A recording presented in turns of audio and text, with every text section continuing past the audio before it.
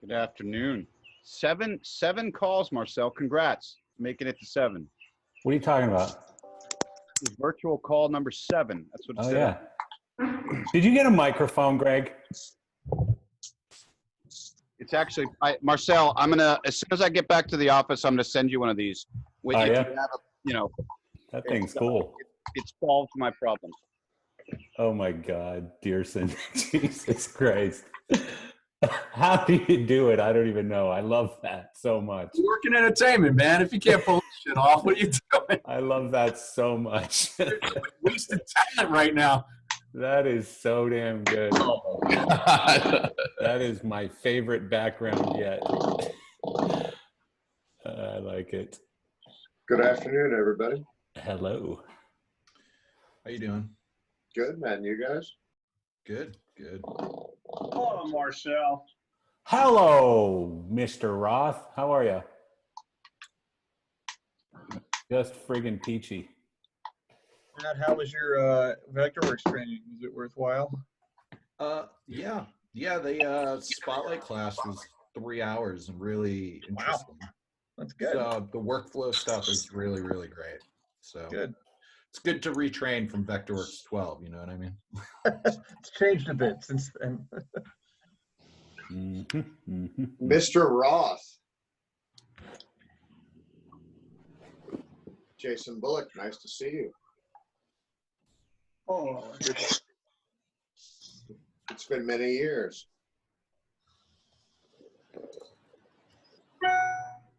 I am like Match.com.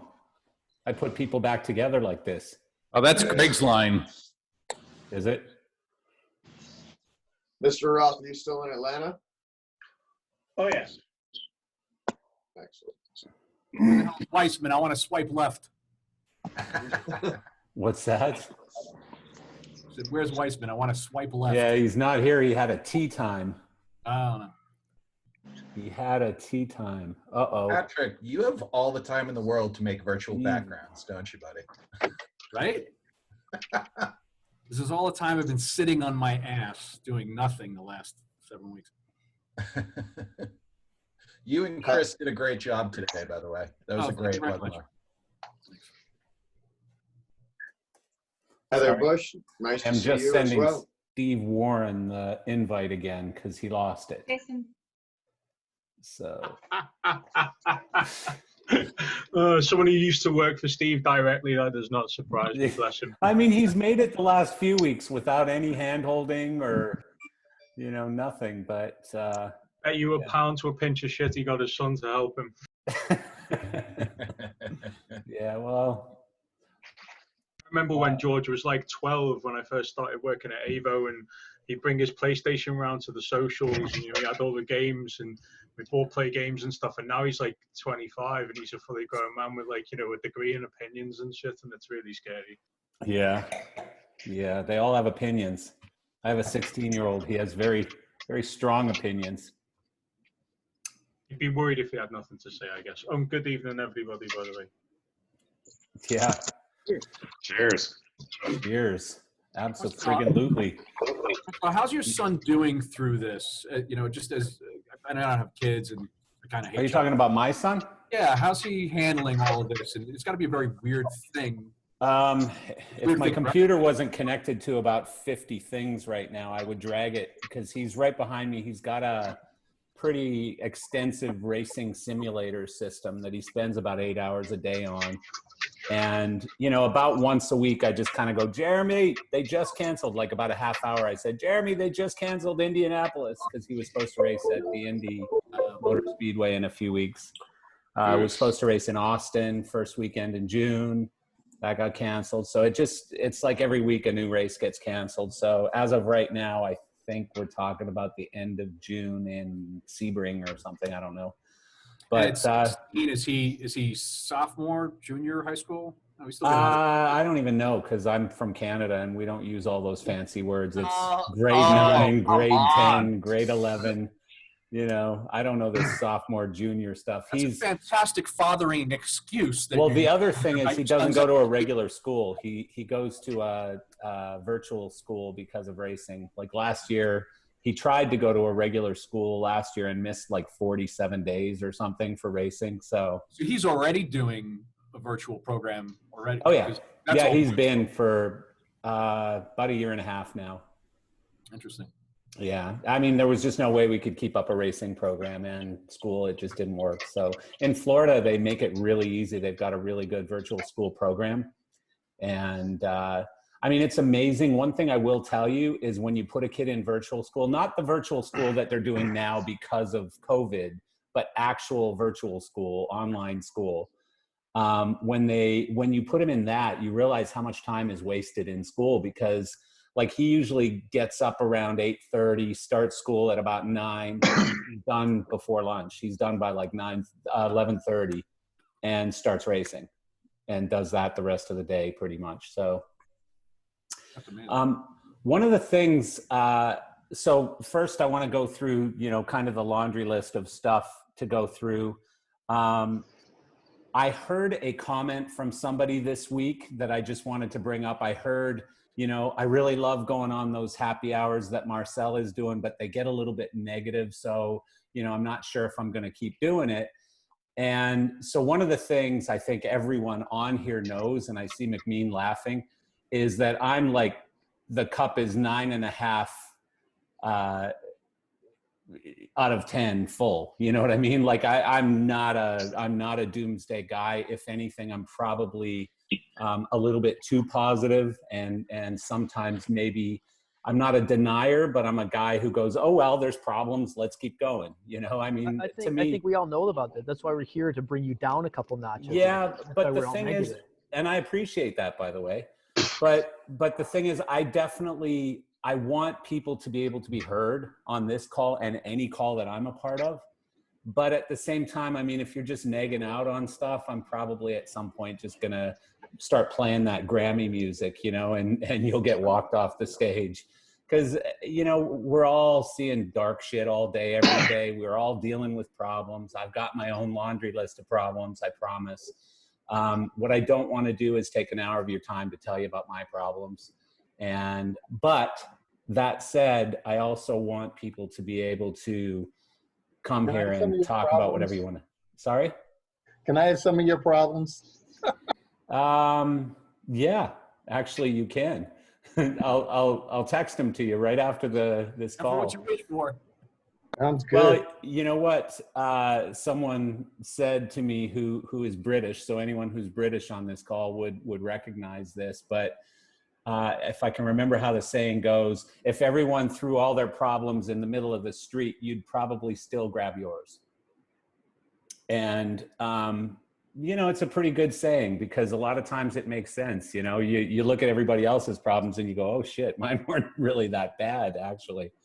So, I don't know if Burroughs is on here yet, but that's been one guy who's kept me going over the past 1.5 or 2 years, because every time I start whining or thinking I'm going through some shit, I think about my friend Craig Burroughs and what, the battle that he's had to go through over the last couple of years. Is Craig here? Fuck him. I haven't seen Wow. him. Bastard. After this mess, he Saying all this should nice probably stuff be about him. sainted. Yeah. Saying all this nice stuff about him, and he's not even here. Shame on him. I know you're hoping to get some credit for that. No, I'm just kidding. It's nothing to Craig. Yeah. He's That's going to watch nothing the at all. recording of this. Yeah. Oh, Bruce. Wow. I only How are you, Bruce? came here for one reason tonight, Brother Marcel. And what was that? To see Craig? So are you hanging No, up no. now? He and I had 30 minutes on the phone, which is, as you know, is like 3 minutes in real life. Yeah. I actually had yeah. 30 minutes on the phone with him today, too.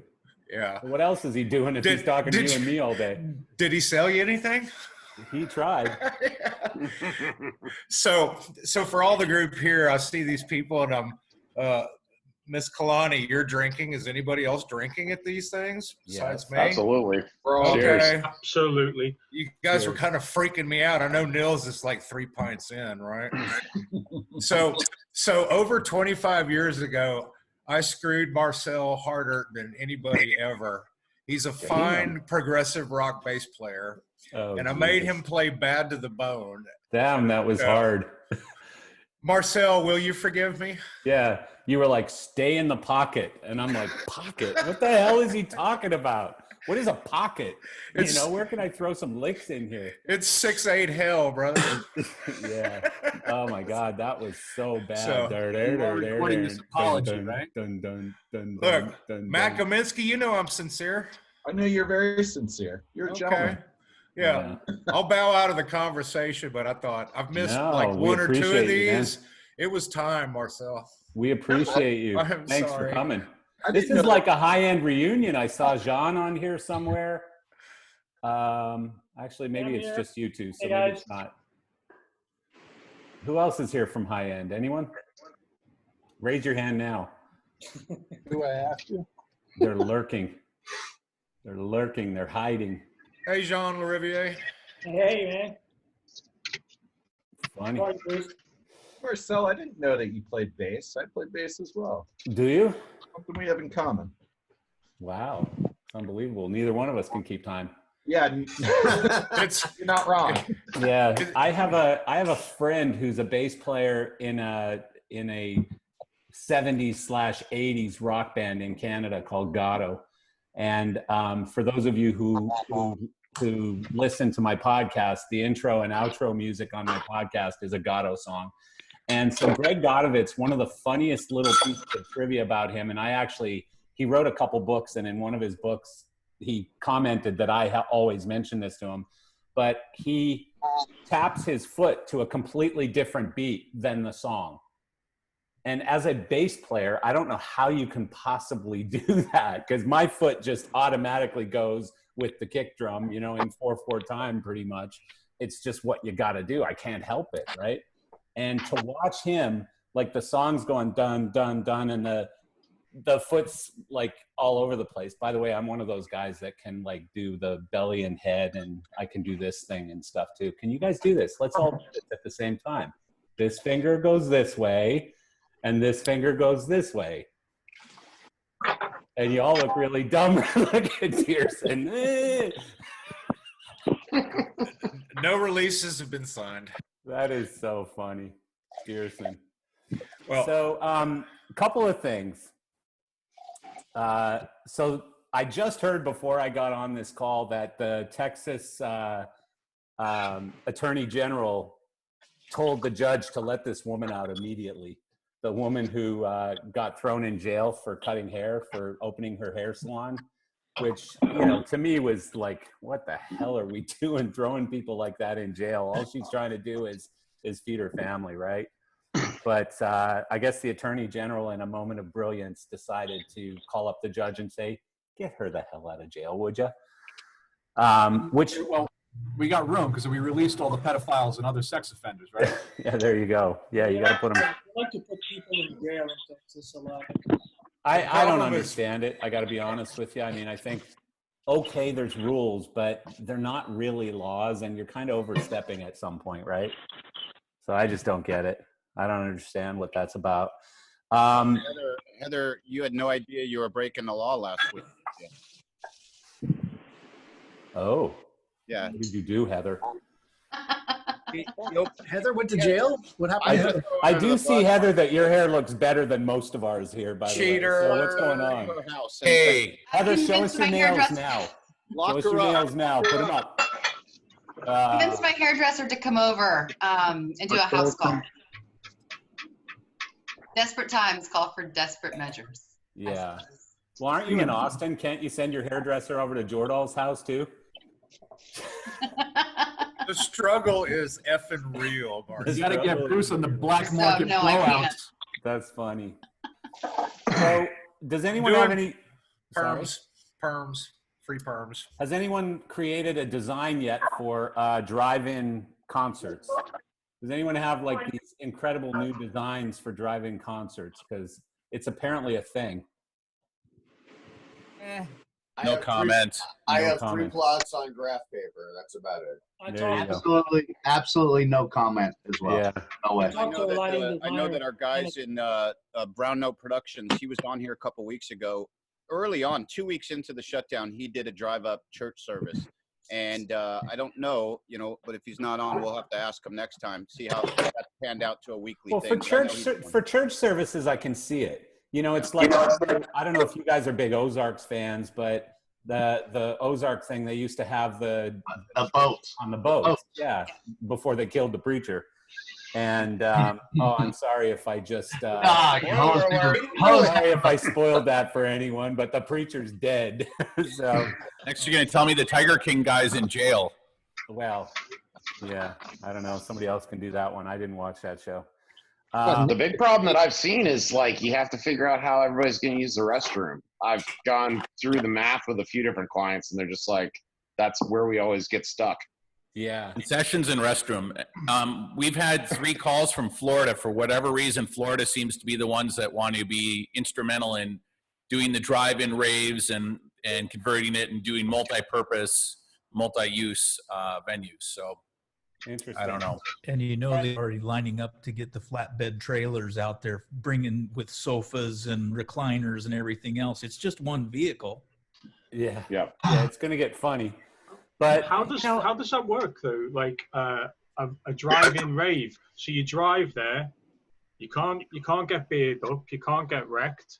Yeah, you just bash into each other. Didn't you see the mosh pit? Like that's the mosh pit. Yeah, the mosh pit. Everybody's just piled up on top of each other. Who's gonna want to go to a rave you have to drive home from sober? And everybody will stay in their everybody will stay in their cars after they do drugs and drink. I mean, and nobody will like want to interact or do anything, like they normally do at raves. Not at all. Naughty school children. It'll be like it'll be crazy. I don't think it's workable. I don't know. I'd love to be wrong. Like.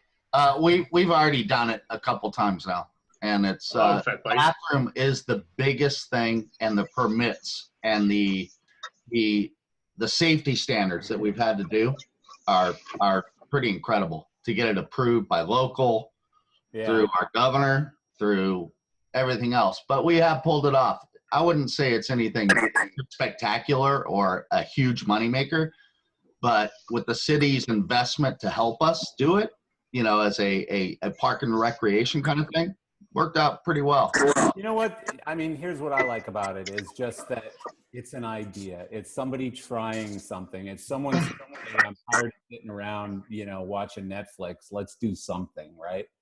And what I will tell you is that here in Florida, so I live in Palm Beach, basically, and about an hour up the road is a town called Stewart. And so Palm Beach County, Broward County, where Fort Lauderdale is, and Miami-Dade County are not open yet, but the rest of Florida is. So you can drive an hour up the road to Stewart, which some friends of mine did last night, and they sent me a bunch of pictures and videos.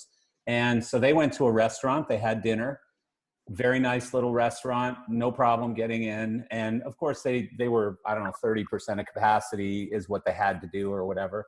But then they went to they went to a tiki bar down the street and watched a band play at the tiki bar, and they sent me video, and not a single mask, people sitting at the bar, people having a good time. It almost looked like, January.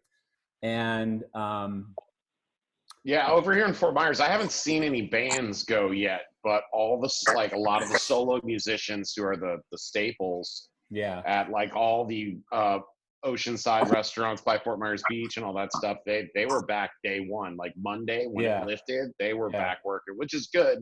Yeah, those guys are starving right now. Yeah, I love to see it. I went and met a friend in downtown West Palm Beach yesterday for lunch, and he's like, hey, meet me at such and such restaurant, because I actually had a meeting in person outside of my house, which was amazing, not on Zoom, sitting across from someone. It was the weirdest thing. And so I go, my friend sends me the link and says, hey, meet me at this restaurant. I'm like, okay. So I'm on my way there, and I'm going, wait a sec, restaurants aren't open yet. So I park right in front, and we had to buy food, and then we sat and ate it in my car, which was the weirdest thing. But it was just kind of too hot to sit out everybody was sitting out on the grass and just kind of hanging out or whatever. But I just didn't feel like sitting on the grass in 90 degrees.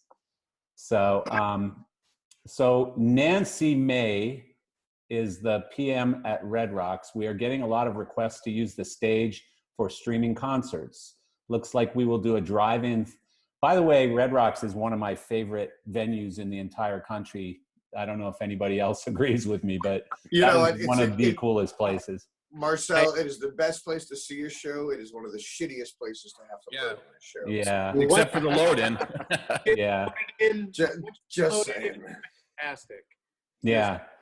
Go in is a bitch. Yeah. Gear at elevation. Where is Nancy? I can't see you.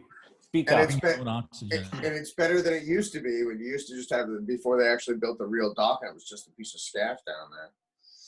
Right. They've at least gotten it together now where it's usable, but it's still a shitty place to have to put in 8 trucks. Well, I'll tell you, as a lighting vendor who just shows up and picks up their lamp and buys beer for people or whatever, I love the place. I got to tell you, my favorite. So has anybody figured out how to make money doing a drive-in concert, being that your social distancing is going to limit a crowd down to about, I don't know, roughly 10% of what you normally do? And now you're jumping people into cars, so it's probably down to 2% of your attendance. How does that make Marcel, look at Nancy's post in the chat. Mr. Dearson, actually, Shaheem Lichmore said to say hello to you.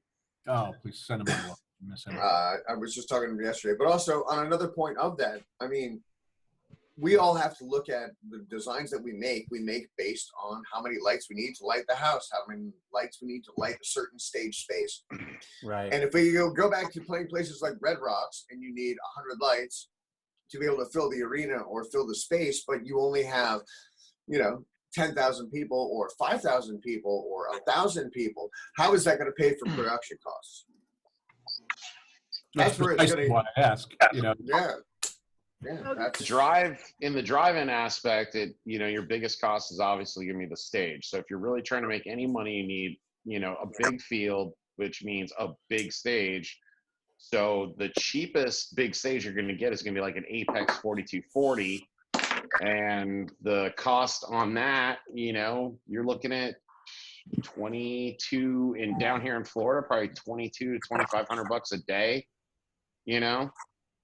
So, I mean, I guess the only spot where you save money is you're not really using any PA. You're just doing a FM transmitter, so you're not deploying a bunch of PA and stuff. But I don't know. It's hard. I've tried to crank the numbers. I can't. Yeah, but it's something, but it's not a lot. The thing we saw was not just doing it as a one-off. We saw multiple days to string it out. So we got the permits, we got the support from the local government as, like I said, Parks and Recreation. So we put it up once, skeleton crew running it, and we eventually got at least caught up. Right. It's not a huge moneymaker by any means, even for the band, but at least it started. Then you're going to keep their company open on that type of income? Oh no. I mean, it's all Band-Aids for stuff that requires tourniquets. Exactly. I think the most important part, though, is that it's getting people used to the idea of going out and doing this again. Not so much that it's going to make money immediately, but get people used to the idea of, we can do this again. And 100%. It's a feel-good thing, too, Yeah, It's getting back baby steps. But the crews got paid. Now that we had a security force, we had a city getting a little bit of PA, positive information. Hey, can everyone be quiet for 1 second? So Nancy is texting us like crazy. Is Nancy here? I'm here. I don't know if you can hear me. Yeah, we can hear you. So you're saying some really great things. So Nancy is the production manager at Red Rocks, and they're looking at actually doing drive-in shows, right? Yeah. So how are you going to make it work? Like, have you figured out the math and you figured out a way to make it work? The theater is pretty easy, the drive-in theater sort of thing. We're looking at ways to make it a little more financially viable. The concerts, we've had a lot of requests from the promoters and bands to try to do streaming, but we're trying to figure that out. We're on still a lockdown from the city until the 9th. And then we'll see what happens after that. The streaming thing is, some bands want to do it just because they want something from Red Rocks. Right. But they can make any money or anybody will pay for it is another thing. We're looking at, we do yoga on the Rocks. Generally, we sell out 10 of those a summer and on Saturday mornings, and we'll probably do some of those. We're trying to get those on sort of on the air right now. For us, because we're a city venue, it's kind of kind of a matter too of keeping the profile up and showing the city we're trying to do something without. without No, going but you mentioned one of your texts here said that you have a capacity for 600 cars, which is actually pretty high. Is that for a concert or is that for a drive-in movie? That would probably be for a concert. We actually probably have better sight lines for a concert than we would for a movie in that lot. Okay. It's a 600 lot. It's just at the top of the amphitheater. So you have the big rock on the north side is kind of the back for it. So we've got some pretty places we can do, and we've been researching other drive-ins in the neighborhood, in the area to see what they charge and what their services are like. We're looking at probably the Honey Wagon type facilities for additional restrooms, and then our regular contractor would probably do food for it. So we haven't gotten into the alcohol discussion yet, but one of the other discussions that I've been hearing is also the simulcast idea. So where you could have multiple venues either around Colorado or around the country that are showing whatever that concert is, right? And for additional revenue. We could do that. I guess the question is how, if we have you coming up, of course, as we try to always get them to come back to Red Rocks, but everybody else will go to a theater or go any place to see you too. But right. It's hard to get to get a really big consensus on an act that would be big enough to do that, I think, to make it financially viable. But we have a lot of artists that play there because they want to, not because they make more money. It's a good problem to have. I mean, we're very lucky. Yeah. Yeah. Well, I mean, it's great to hear that you guys are talking about doing stuff. And is there massive fear of, all the usual suspects like liability, which, may or may not be dealt with by that time? There may be some indemnification clause done by the president or by the Fed. But liability, obviously bathrooms, which you've already mentioned. What are your main concerns or their main concerns? I think obviously the social distancing, getting people to stay in their cars and getting the city government to sign off on it is an issue. I think the liability, I've got a friend who's the president of a minor league baseball league, and he said their biggest concerns are liability and that they think they can keep people separate because they're small stadiums anyway. But the problem is going to be he said the attorneys are just licking their chops waiting for the first person to come back and say they got COVID-19 at whatever event they went to. And, they're very concerned about reopening and getting sued by everybody who gets sick. Right. And an interesting perspective I will add on that is it's not as hard to get people to go into the venue at a right time. It's everybody leaving as soon as the show's over. You're not going to get people to sit for 10 or 15 minutes and wait for the aisle to clear out for them to be social distance as they walk. Or God forbid, the encore is coming, I'm going to leave right now. Well, we're talking about cars right now. So, yeah. I mean, if it's a drive-in, it's cars. It's still going to be waving out by aisle. Can I ask Nancy a question? Of course. Yeah. Hey, Nancy, it's Greg Jones. And maybe you could help us understand, like, from a venue perspective, like when you do one of your events, is money as important as it was before? Would you see the size of the production being smaller? Emily brought up a great point. I believe that we need these events to happen. Of course, they need to be safe, but we need them for as much morale for the ticket buyers for the future. Can you talk to that? That's definitely one of our concerns. I mean, again, we're in such a lucky position that we are so booked. We literally had 2 years ago 20 holds on one date. So right now we're rescheduling a lot of the acts that are afraid to play right now till next year. We're giving them the same dates, and normally they wouldn't get priority, but they are this year. So I don't think we see that as much of an issue because, frankly, again, we're really lucky. We do very well.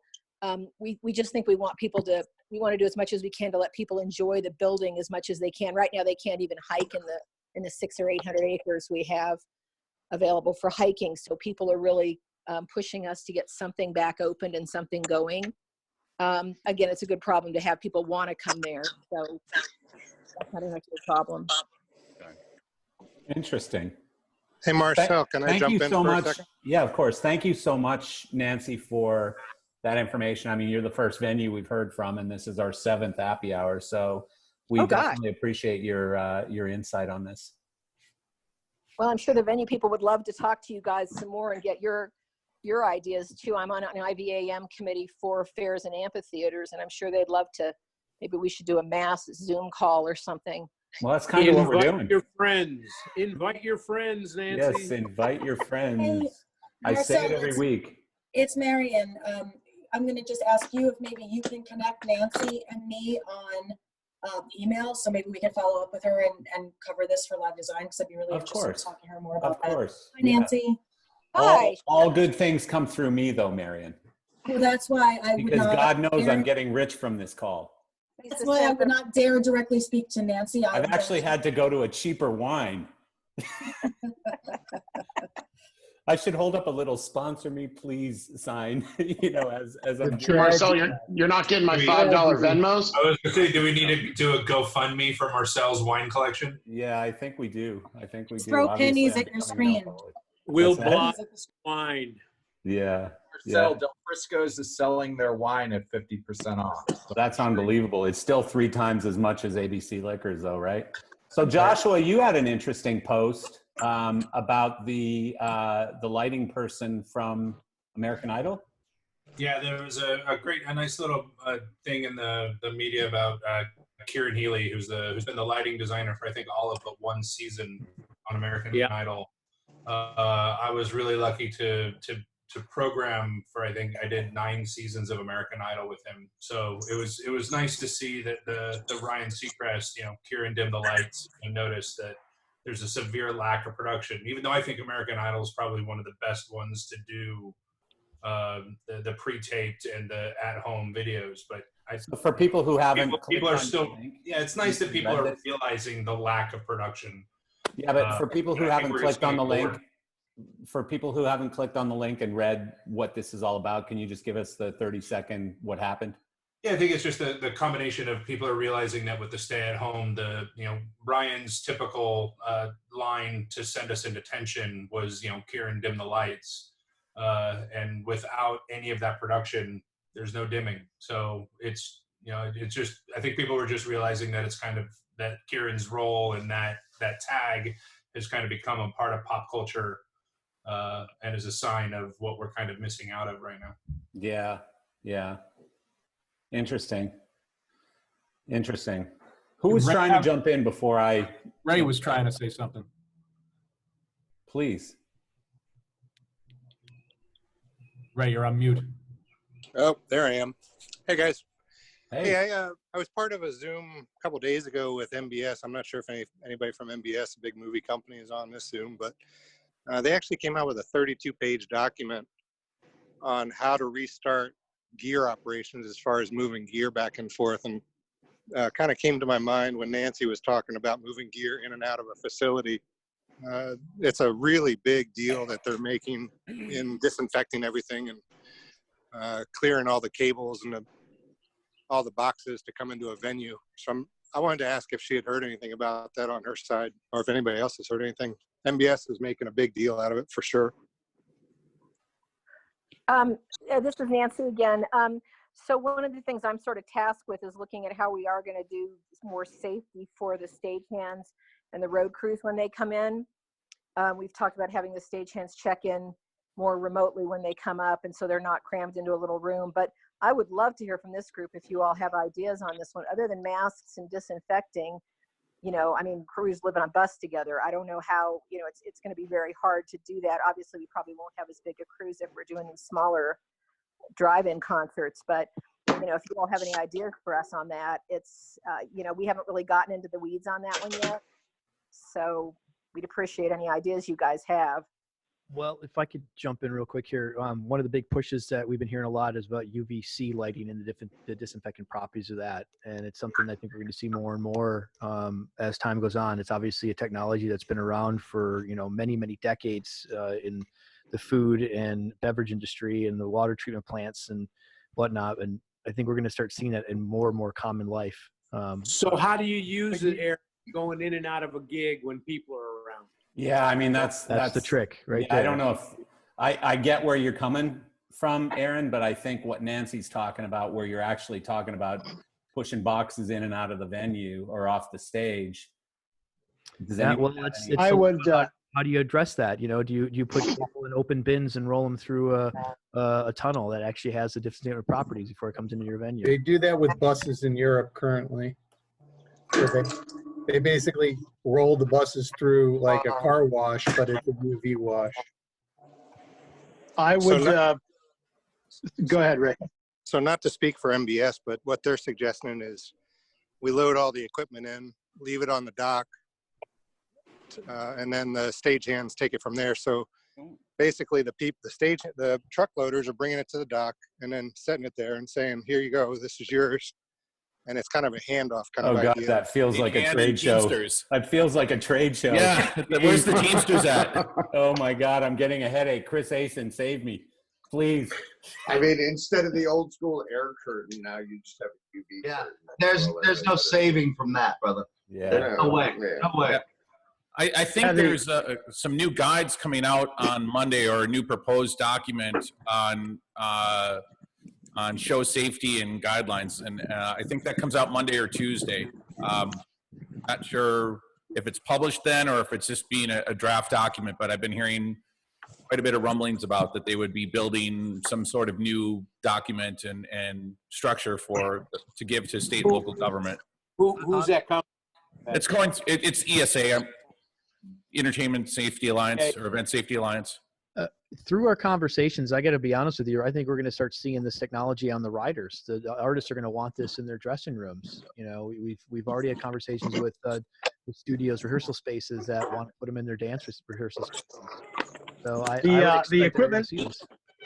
the equipment that's been recommended by MBS after they had done whatever research that they did is the electrostatic misters, handheld and backpack, where a dock person or whoever is moving gear can pretty quickly go over the equipment, because I guess it allows it to wrap around and in between crevices and all that sort of thing. So they have said to spread that document around if it helps anyone. They're happy to share, and I could each upload that or pass it on to you. This is Nancy. I would love to see that. I would love to get that information. But Marcel, I can email it to you. Is there any way to upload it here in the conversation? Yeah, absolutely. Yep. Okay, I'll send it to you. Thanks. I went down the rabbit hole as far as that AirGuard product coming out from Antari, and I actually have a friend of the family who's an infectious disease doctor down here who's worked with Fauci. He went over all the documentation they have, but the real problem is they're in queue just like everybody else to prove that it's going to kill COVID. Like there's Lysol says it kills, one, but there's the different strains. There's a lot of research on what kills previous strains and other coronaviruses, and the most similar currently that they're assuming is a strain of SARS. So there's research on how that stuff works, but from my understanding, the best path for all of it is using as much of those things in combination as possible. No one solution is going to solve everything. Yeah. So you have to wipe down where is appropriate, and use UVC to go another level and possibly help in labor savings, and then the electrostatic things for things that either would be negatively affected by UVC or just the application doesn't make sense.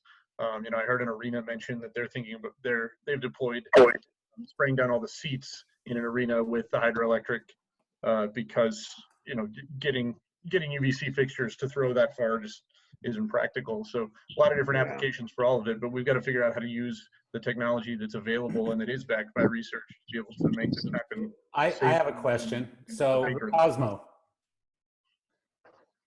I read an article today where your guitarist said that we won't be doing any shows anytime soon. And no matter what, it's just not safe, and no matter what, we're not going to do concerts and all of that stuff. So are they basically giving the same message to their crew? No, I mean, that's, I speak to Joe periodically and Steven, and they're just waiting it out. I mean, yeah. I don't think, the thing that I think with the band is they want to perform, but they don't want to be the ones to say, they don't want to, I guess, point fingers or find blame. I mean, the bottom line is that we were supposed to start this month in Vegas. And basically they said the city, the government is not allowing us to come and play. If you look on the Aerosmith website, the European dates are still up, and we're supposed to start. You'll love this. We're supposed to start in Milan in June. I mean, it's not going to happen and everything, but I think they're just trying. I mean, the article I saw today, he just flat out, and I don't remember whose article it was. Does anybody remember which article Joe Perry was talking in? Yeah, I read it. It was I can't remember who did it, but he was discussing coming back, and he said there's no way we're going to come back as long as this illness, disease, virus is still around, and we're not going to put anybody from the band to the crew to the audience at risk. But once again, they're musicians and they're just waiting for give me a green light. People in charge to say you guys can go play again. This was a heavy topic on my first call this morning. And the key thing was in putting together whatever type of event we're about to move into for the new normal. It's the first convincing that needs to be done is to convince talent to step in the room. And most of them so far are extremely reluctant until we can ensure to them that whatever the producing team is capable of controlling that environment, maintaining it, and keeping it safe, primarily for the artist first, because quite frankly, when it comes down to money, everybody's got an investment in that, and they don't want to lose that first. And then, of course, obviously the safety of the crowd, but dressing room areas, stage areas, all of that. These artists need some sort of hard assurance that. Hey, Dearson and Andrew, can you talk at all about your thing that you're doing yet, or is that still under wraps? I'll let Andrew answer. Gumper. Sorry, I was on a call actually, but I mean, we could talk a little bit about it. Yeah. I mean, I think it's incredibly interesting. You've told me about it, and I think it's interesting, and I think it's, very cool. It's still very much in its infancy, but it's the ability to utilize our current industry assets, namely, personnel combined with some of the technology that we have, to be able to respond by producing an on-site medical facility in record time. Right now, we're currently looking at services such as Army Corps of Engineers, Navy Seabees, FEMA, National Guard. Their fastest response time to create a large-scale medical facility for help is approximately 2 weeks, just under, at their fastest pace, to be able to deliver that facility to be then ready for fulfillment of equipment going into that facility. So we are, as part of our pivots into filling some of the gap in time before we can go back to doing entertainment, we're looking at being able to repurpose a lot of the assets within the entertainment industry to be able to do this in a much faster time frame than what is available. Well, I was hearing like 72 hours or something, right? We've got it done in about 24 hours. Yeah, that's insane. Damn right. So you can basically put up a hospital fully functional in 24 hours. Yeah. With full entertainment purposes, with full operating room. If these are designed to be able to suit a large array of medical needs. There's a lot of different talk about what is going to be needed in various locations. A lot of the state agencies are having these internal conversations, trying to figure out what they're going to need, particularly when the second wave hits. Based on their current needs.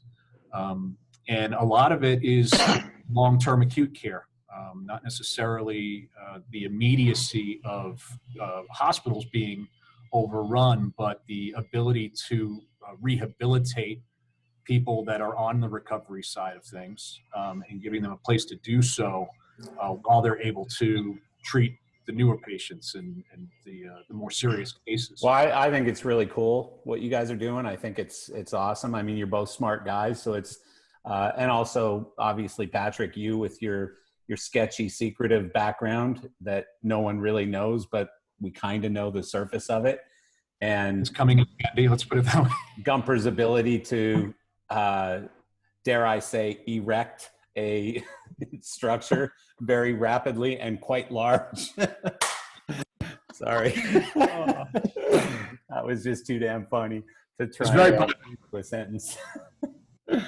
No, but it's very cool. And I mean, the combined resources have given us the ability to expedite this. Patrick, you talk like such a freaking sales guy for a lighting guy. You know that? I learned it from watching you guys. You talk like such a sales guy. You use like big words and you put them all together so nicely. It's Marcel, you were a trained professional at that same thing. Yeah, thank you very much. Thank you. I appreciate that very much. I resemble that, Mark. You are that remark. So, Craig Burrows, what are you doing during quarantine, Craig? I said something very nice about you at the beginning of this call, and you were tardy. Oh, I wasted a compliment. I was finishing planting something in the backyard. Sorry, I had to wash off. Planting something. Yes. Is it legal to grow weed in Austin now? No, it's not. Unfortunately. Not going to stop him though. Boy, it should be. He's not doing it. So what were you planting, Craig? I was planting lantana. Can you smoke that, or what do? You eat it? No, it's basically dry tolerant. It's just a filler weed. That's all it is. Really? Yeah. Just looks pretty. Exactly. Ah. I like but the ideas but it's about still a weed. I like the conversations about the UVC with the product. We received some calls recently, mostly from the West Coast. It may have been as a result of some of the conversations with MBS and other rental providers out on the West Coast. But, just kicking around cans about how can we do this, get gear in and get gear out. Talks about different ways to clean, soap and water, alcohols, disinfectants, things like that. I think we're kind of looking down the right path, which is having a containment area and cases needing to go in early enough to get sterilized before they move in to the staging areas. I think that's going to be something that really has to happen, in my opinion, to make sure that everything is really sterilized.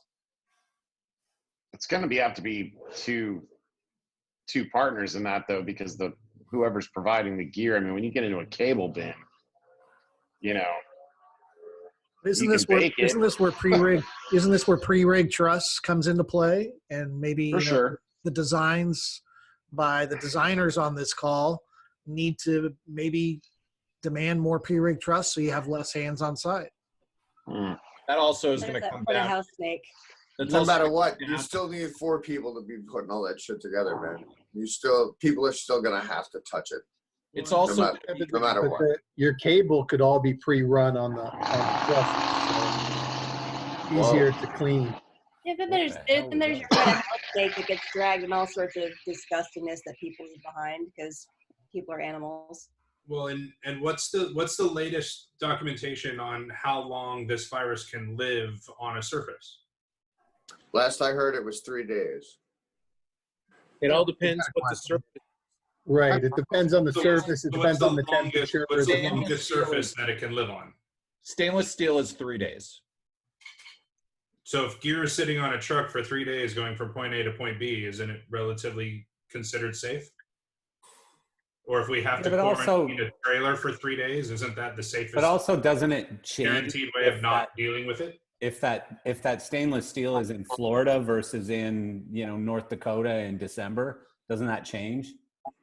It just seems like we're concentrating on UVC because we're lighting guys, and I get that. But the real issue is the people, not necessarily this thing living on a surface that we may or may not touch because we're going to be wearing gloves. So that's a great point. I just like the whole virus on a surface or the lighting gear seems to be the minor issue considering it's irrelevant. Two people. Yeah, I think the biggest thing is about I think Patrick and Andrew are onto something because I don't believe it's really that at all.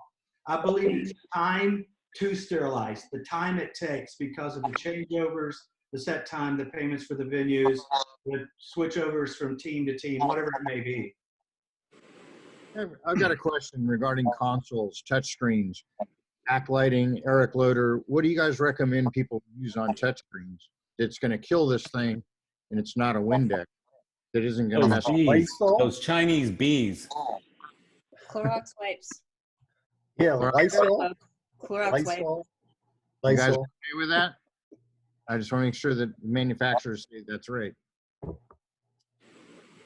Brad Nelms, Aaron. Yeah, that's something we'd want to get with the engineers and find out the direct. I think if it's a glass surface, I think some of the membrane surfaces you got to be a little more careful. So I had this question come up that I sent to our support team the other day about fixtures, not about consoles. But, the answer that they came back with for Ayrton fixtures was soap and water. But I think it's fair to say that if we all agree that washing your hands with soap and water is sufficient, right? I don't know why wiping gear off with soap and water wouldn't be equally sufficient.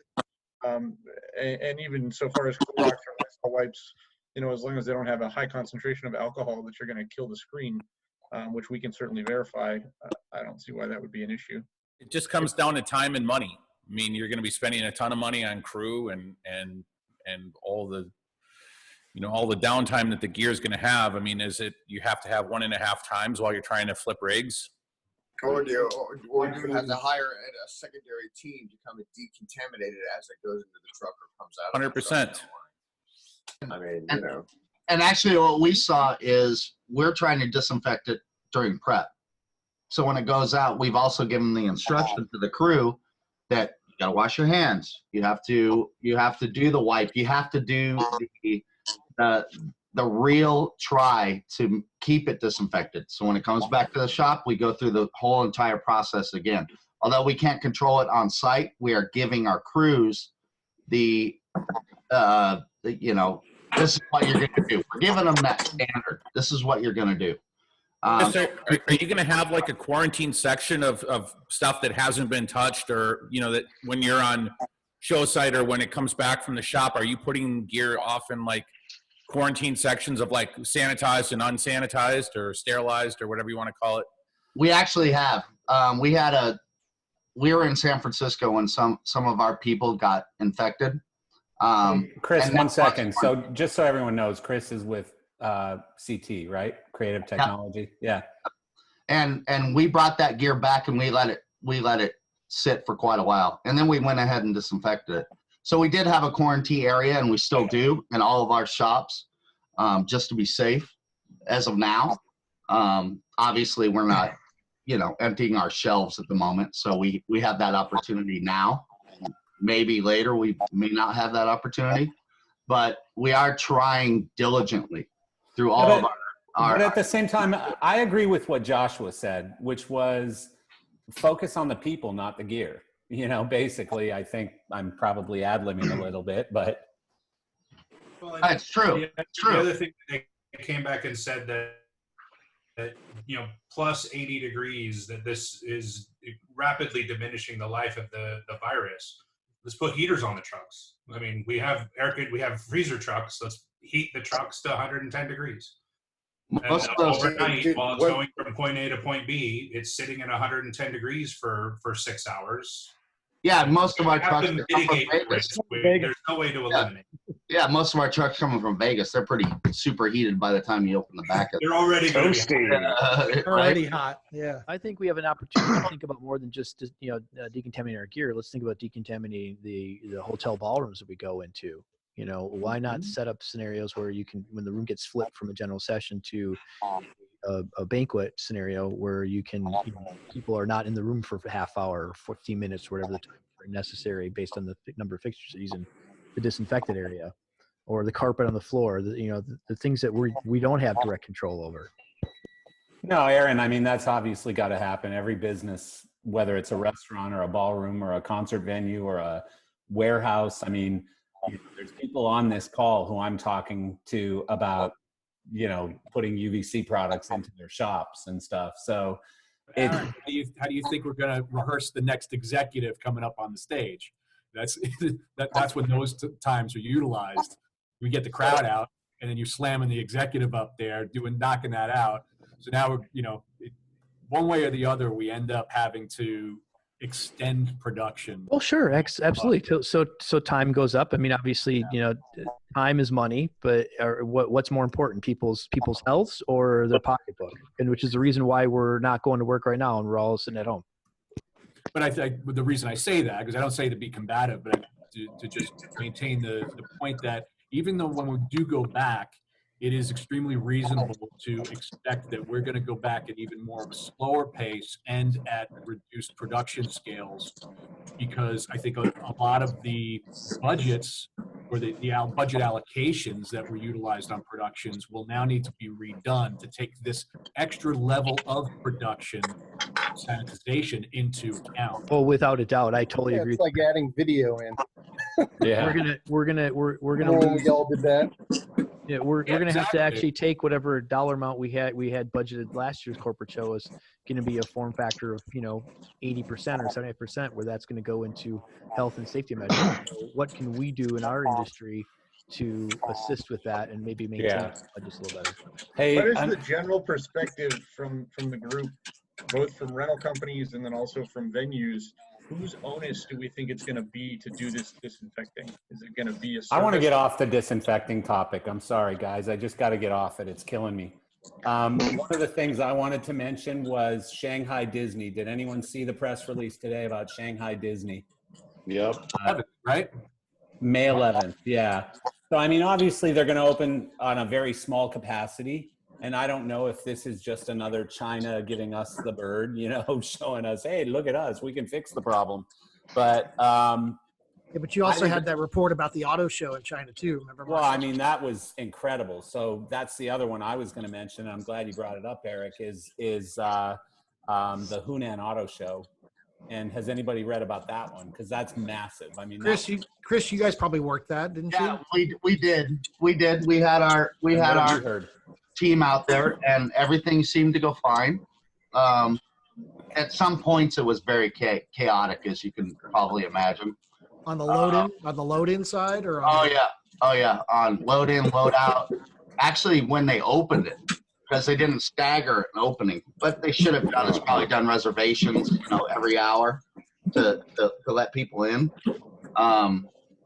So there was some things that they probably need to work through. But now that we have seen it, and maybe the other companies have seen it, I think we could make it better. We could make it better for sure, and we need to make it better. That's the worst part, is we need to make it better for all of us on this phone call. And our clients were happy with it. They liked the response. They love to be able to be open once again. But there is things that we should change for sure. No, but I mean, I'm looking for positive signs. So Disney opening, Disney obviously being a massive American company, massive public company, massive concerns for all of this.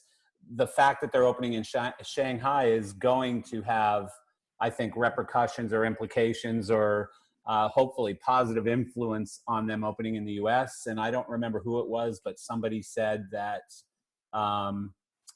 God, who was this? Oh, actually, it was somebody on Matt's Facebook that I saw posted a message saying, my boyfriend works for Disney in Orlando and they're prepping the park to open soon. I don't remember who that was, Matt. But. Yeah. Her boyfriend is actually a drum tech for a band, so I'm kind we of. won't hold that against him. That's all right. Drummers are people too. Exactly. Yeah. I'm not exactly sure what that means. It could mean we're getting ready to open up, but I have heard a lot of things that they're doing a lot of renovations at the Disney parks right now. Yeah, well, that's good too. I mean, that's good for a lot of people who are on this call, because we've got lighting designers and sound people and manufacturers and people who are going to benefit from them doing lots of renovations at the park. So we like that too. I mean, for some of us, that's not going to have any impact, but for others, I think it is. So that carnival announcement was pretty big too.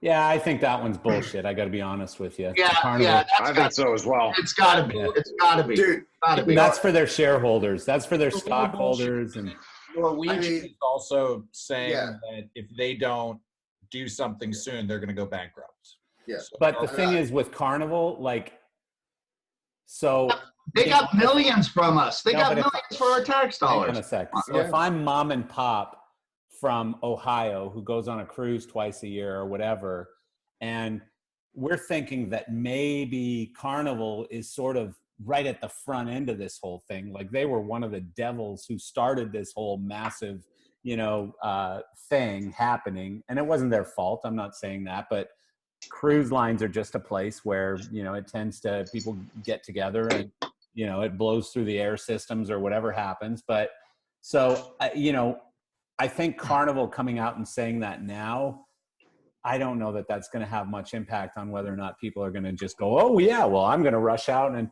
like I saw something where Carnival was saying you could get cabins for $38 a night and stuff. Yeah, it was 28. Well, Or 28, yeah. There are 7-day sales right now for $250 for next. Does it cost extra for COVID or? No. Well, if you want the COVID free of insurance, charge. it goes from 28 to 2,800. Well, it's funny. It's funny because they're also reporting that sales for 2021 pre-sales are up 28% from this year. Jesus. 28%. Yeah, Because they'll be Everybody that got canceled since they didn't send refunds. That's basically everybody for the past 6 months that have been canceling. Yeah, so how do you get the insurance now that they're not based in the United States? How does that insurance work out? It doesn't. That's why Yeah, a lot right? of them are based out of Nassau and everywhere Yeah, else. right? Yeah.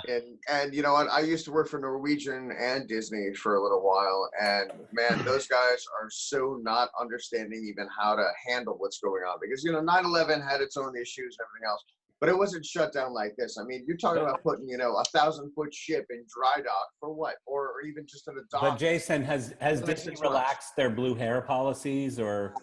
Oh, I did. No way. Yeah. Come on, man. Keep the dream alive. Keep the dream alive, dude. As soon as I have a show, I'll put up. You know what? Maybe for you guys, I'll put a fresh coat of paint. Could you please? Yeah, of course. Come on, man. I ran across an article this morning about wrestling being back in the venue and working. I saw that too. The call involved in that? Anyone? Was anyone involved in this live wrestling thing? It was an IATSE post. Was that wrestling or UFC? No, It wrestling. was wrestling. It was I think in Florida. I was just curious how it went and what the experience was, similar to what Chris was saying about the auto show. Yeah, I mean, there's a UFC thing this weekend, a pay-per-view, but there's no fans. So, but it'll still be a big event because it's a pay-per-view. And then there's a NASCAR race next week, no fans. But our trucks are rolling, so that's a good sign. How about the NFL schedule that they claim is September 10th and with an audience? With an audience, wow. Yeah, but there's a lot of caveats to that. Since we did the broadcast trucks for that, there's a lot of stuff that's going to come out tomorrow. It's not going to be anything. Who cares? This is going to constantly keep evolving. I mean, by the time we get to September, we could have, I don't know, standing room only. Who knows? I don't know. I hope so. I do. I really do. It's an interesting clause that they're putting in there, and everybody will know tomorrow morning. But anything sports is positive. And from our NEP department down in Australia, all sports are on right now. All of our trucks are rolling. The broadcast trucks are rolling. They're all doing well. And the thing that we just saw was, since we have to keep that social distancing, what used to be 2 trucks with people packed in those broadcast trucks, now they're asking for 4. And they aren't even hesitating about the cost of the extra 2 because they got to get some money income. They're not fighting us like we thought they would. So that's good. That's good progress. I had a conversation with my EICs on $100,000 pyramid in New York, and they basically said the control rooms are going to be limited to the 3 people that absolutely have to be in there. So it's about spreading out. So it's just, they asked me, do you have a problem going out and setting up your monitors at the console? It's like, nope, not at all. I don't want to be stuck in a truck. You don't want to be stuck in a truck. No, I don't. The truck is the last place I want to be on a television broadcast right now. And we've seen the same thing. So that's why they're asking for double the trucks now. And they're willing. Most of these ones have that big pie in the sky of money for for what they can sell because it's going to be great. The first one's out, like NASCAR, they're going to sell a fortune in advertisement. All right, whatever the cost is, we'll take care of it. So I don't know, because advertisers are hurting too, you know. Yeah, but it's a positive. We think no, it's all positives. These are all positives. Anytime if somebody says, "Hey, my kid's having a birthday party next week, and we're allowed to have 12 kids there," that's a positive to me. You know, anything other than this bullshit where you got to stay home and not go out and wear a mask to, you know, Whole Foods. Anything other than that is a positive as far as I'm concerned. Have you guys heard if they're doing the Indy 500 live, or are they going to try and pull that off with any kind of audience? I haven't heard it yet, but I thought it was canceled. Was it canceled, Marcel? No. You haven't heard? No, it's not canceled yet. It's rescheduled to August. 2 weeks. But we were racing in Indianapolis mid-June, and it got canceled not by us, but by the governor. The race has been rescheduled to August. Oh yeah. But Yeah, July 4th, we have an IndyCar/NASCAR race with July 5th as the Brickyard. Well, actually, in June, St. Petersburg is still on the. I think there's a race in St. Petersburg in June that's still on the books. So I don't know. I mean, it's all friggin' disappointing, isn't it? Disappointing is it's supposed to be the busy time of the year, and all of us are sitting here talking on a video chat rather than doing content. Well, I like talking to all of you guys. Like, I'm gonna miss this, to be honest with you. Like, we're being positive. Every Wednesday, when you guys are all working, every Wednesday I expect you to call me at 5 o'clock. I'm just saying. Like, I'm gonna go through a little bit of withdrawals on this one. Hey, we're being positive, Marcel. Remember, positive. You're saying, can I hire you to just do a video record of me to put on so Marcel can just listen to me talk and not actually be in it? I mean, anything is possible. And Marcel adds a little positivity is the fact that you sent out a couple of links earlier today. We were talking about was it Travis McCready show? Yeah. And I think it's in Arkansas or something, that they're looking to open the venue May 15th or something like that, which is for an actual live event, which is a great thing. Well, actually, was it May 15th? I don't even remember, but it was like 3 days before I the think governor was opening. It's the 18th. Is when it opens, but the 15th is when they're going to try and do this. But, you know, I mean, again, it's an 1,100 seat venue with 269 people being allowed in or whatever. Baby steps. You know, to me, profitability at this point is not necessarily the mission or the goal. It's you know, because I keep having these conversations with the John Wisemans, and I'll pick on Robert Roth because he just left. But you know, I keep having these conversations with these guys saying, you know, there's no way you can profitably do a tour where you go from Missouri and you skip Chicago and you go to Detroit and then you skip this and go to that. You know, when there's no other options, you figure it out has always kind of been my point, right? So, you know, doing a concert for 269 people, all that is that's getting everybody a little bit interested and excited and maybe feeling safer, because right now part of the problem is fear. It's not necessarily our inability to do a show. I think most of us on this call think we could do a safe show and nobody would get sick and nobody would die and no bad things would happen. And but you know, doing a show for 269 people in an 1,100 seat venue is a step on the way there, right? Rightfully so, and I think that that's probably going to be the stepping stones that we're going to go through as an industry in the immediacy. And it's great that they're looking at doing this very soon, because I think these are going to be how we learn how to do this. This is going to show, you know, I think it's going to show people like Live Nation who are going to need a plan.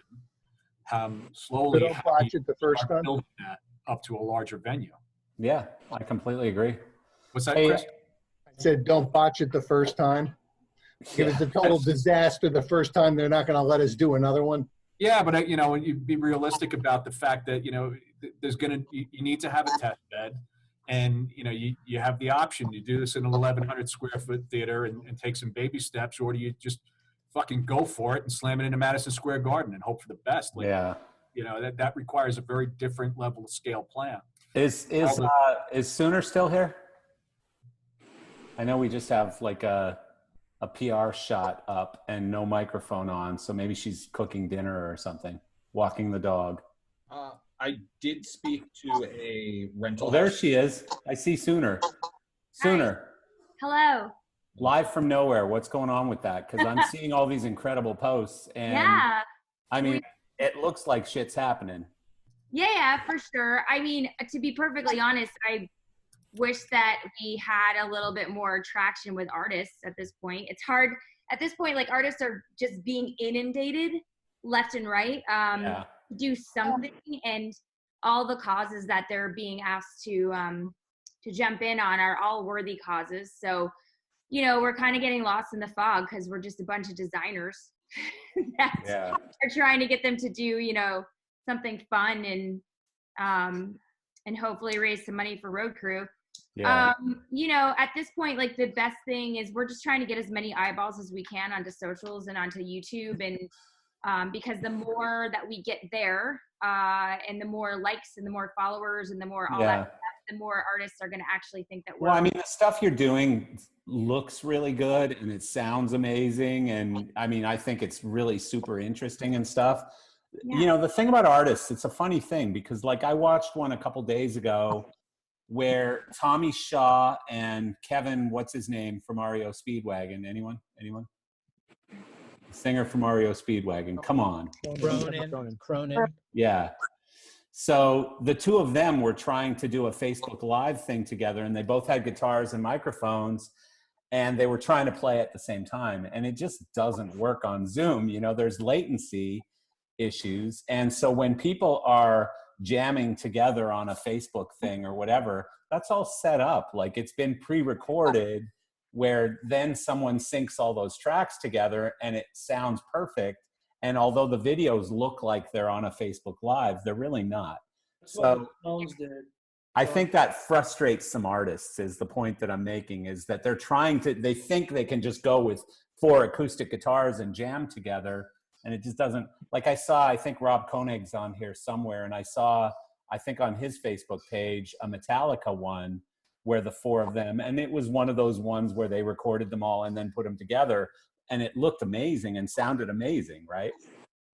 Yeah, for my guys to do that, that was a pretty big stretch. They're not really into doing that kind of stuff. So when I got the link that they were going to put that up, that was rather shocking to me because they're just not that band. They're not built like that. They're not, you know, like where the Aerosmith guys, you'd see that more on a regular basis. They're not really into that kind of thing. So when they did it was that, so friggin' cool.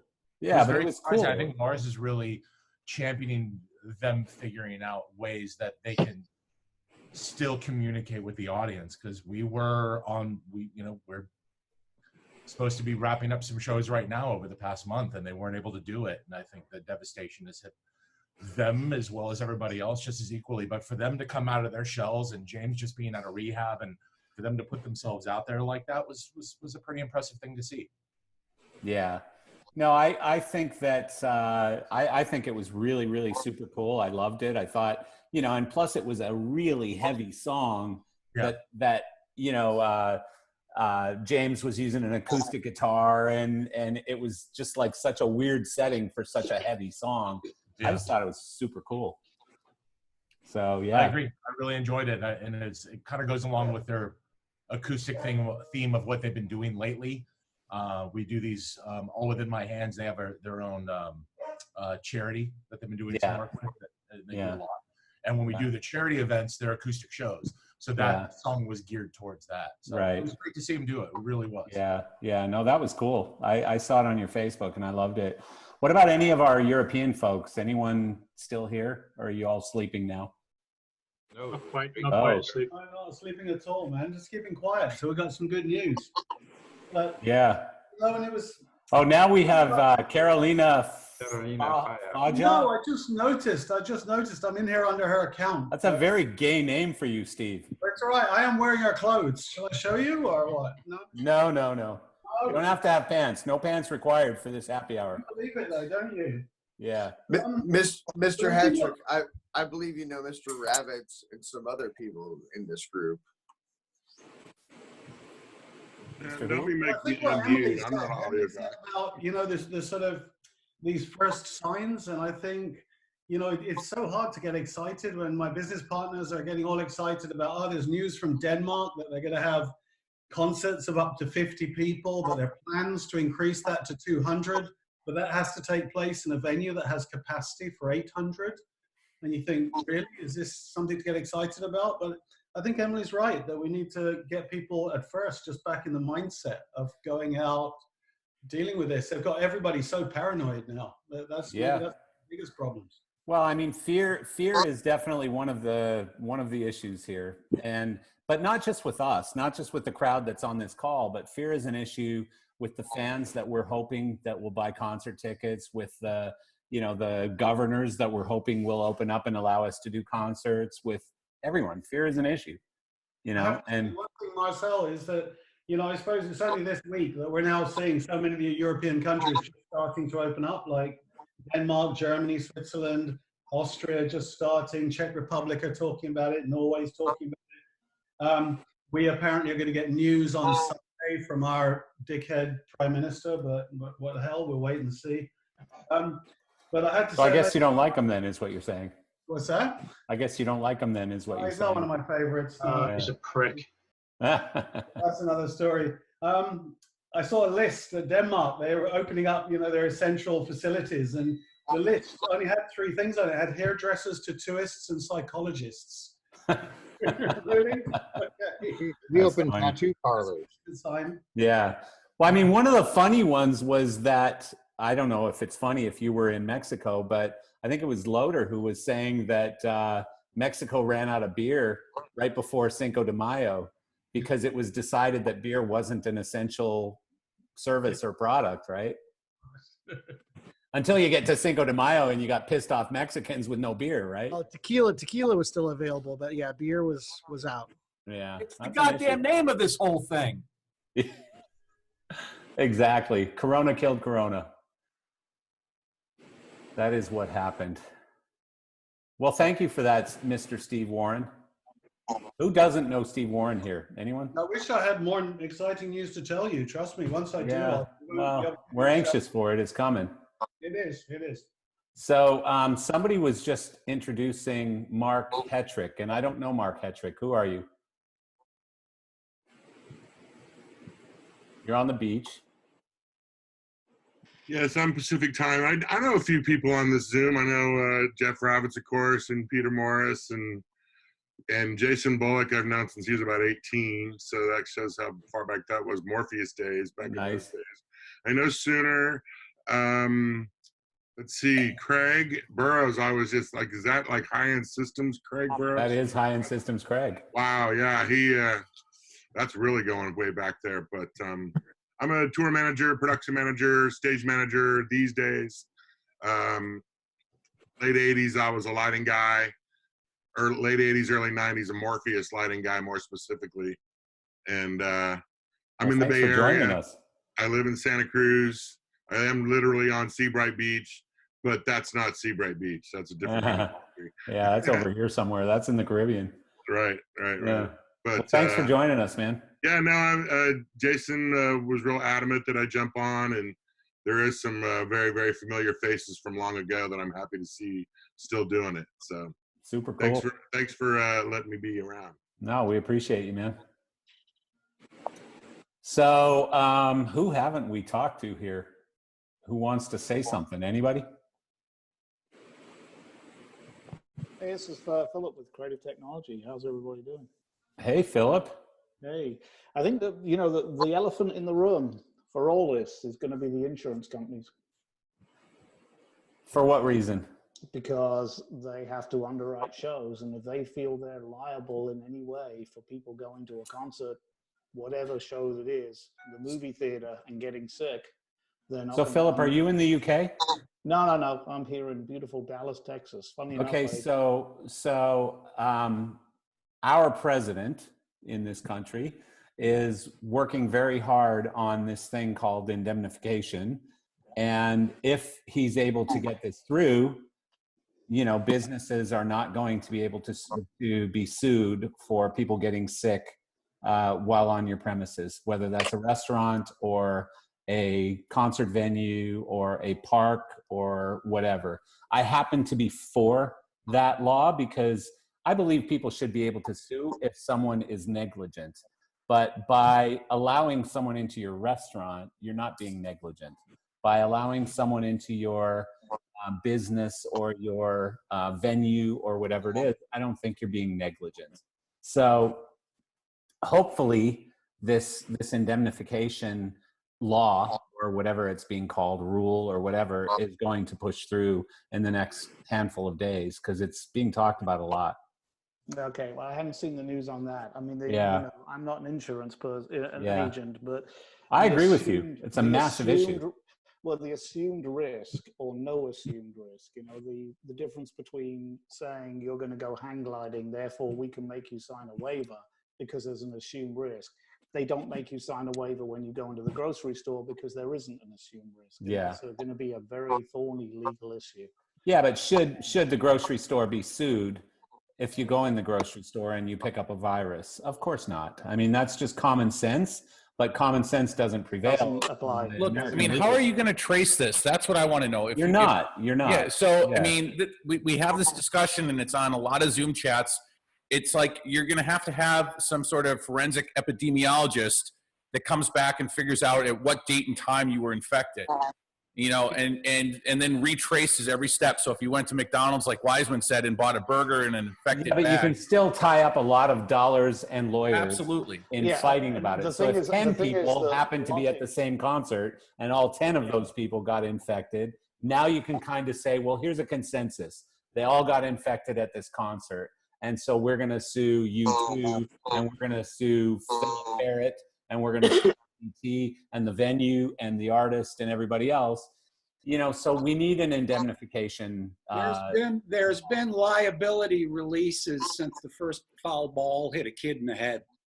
So I don't know why the ticketing can't have that same kind of disclaimer on it when you sell tickets. Well, Bob, you know what? I think you're completely right. But I think even with those clauses, and I sign liability waivers all the time because my son's a racing driver. But even with those liability waivers, it doesn't mean I can't go back and sue that racetrack if, God forbid, something happens. So the last three months months is going to say nobody's been sued about this yet. Like you guys are talking hypotheticals.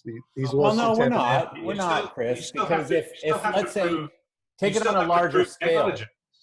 Okay, has it happened yet? No, but it will. There hasn't been any shows yet. There hasn't been any shows yet, Chris.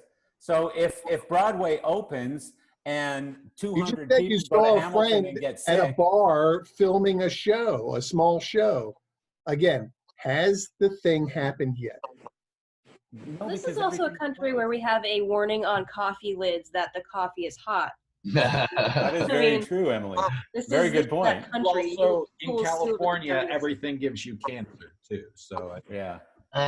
Yeah. Don't bring California into this. But again, you're still going to have to prove negligence. At what point is the promoters or the band or the crew or anybody else going to be able to prove that they were negligent? Well, no, they don't have to prove anything. The problem is they still get dragged into court, and what happens is U2 ends up settling for $1 million because the lawsuit's for $100 million or $200 million or whatever it is. And the lawyers are going to cost more than that. Yeah, this is the problem in this country is there's so damn many lawyers, and you don't. I think the problem is if you identify some of these bad actors, they're not going to clean their buildings and they're not going to do due diligence to keep people safe. Well, that's a different point, and that's where I don't think indemnification should cover those people. And so now, how do you differentiate good actors from bad actors? Yeah, but if they don't, that's neglect. That if they're not doing that, that's neglect. That negates the indemnification. To that point, has anybody heard? I personally think that coming out of this, there's going to be an update to fire and safety codes that reduce occupancy numbers to allow for social distancing and require some minimum standard of disinfection. Has anybody heard of that happening in a locality, please? Well, what we're seeing now is the first one that gets caught or the first one that gets in trouble for not doing their true diligence on making sure the client's going in safe, the band's going in safe, and whatever the light fixtures, UVC, I don't give a crap.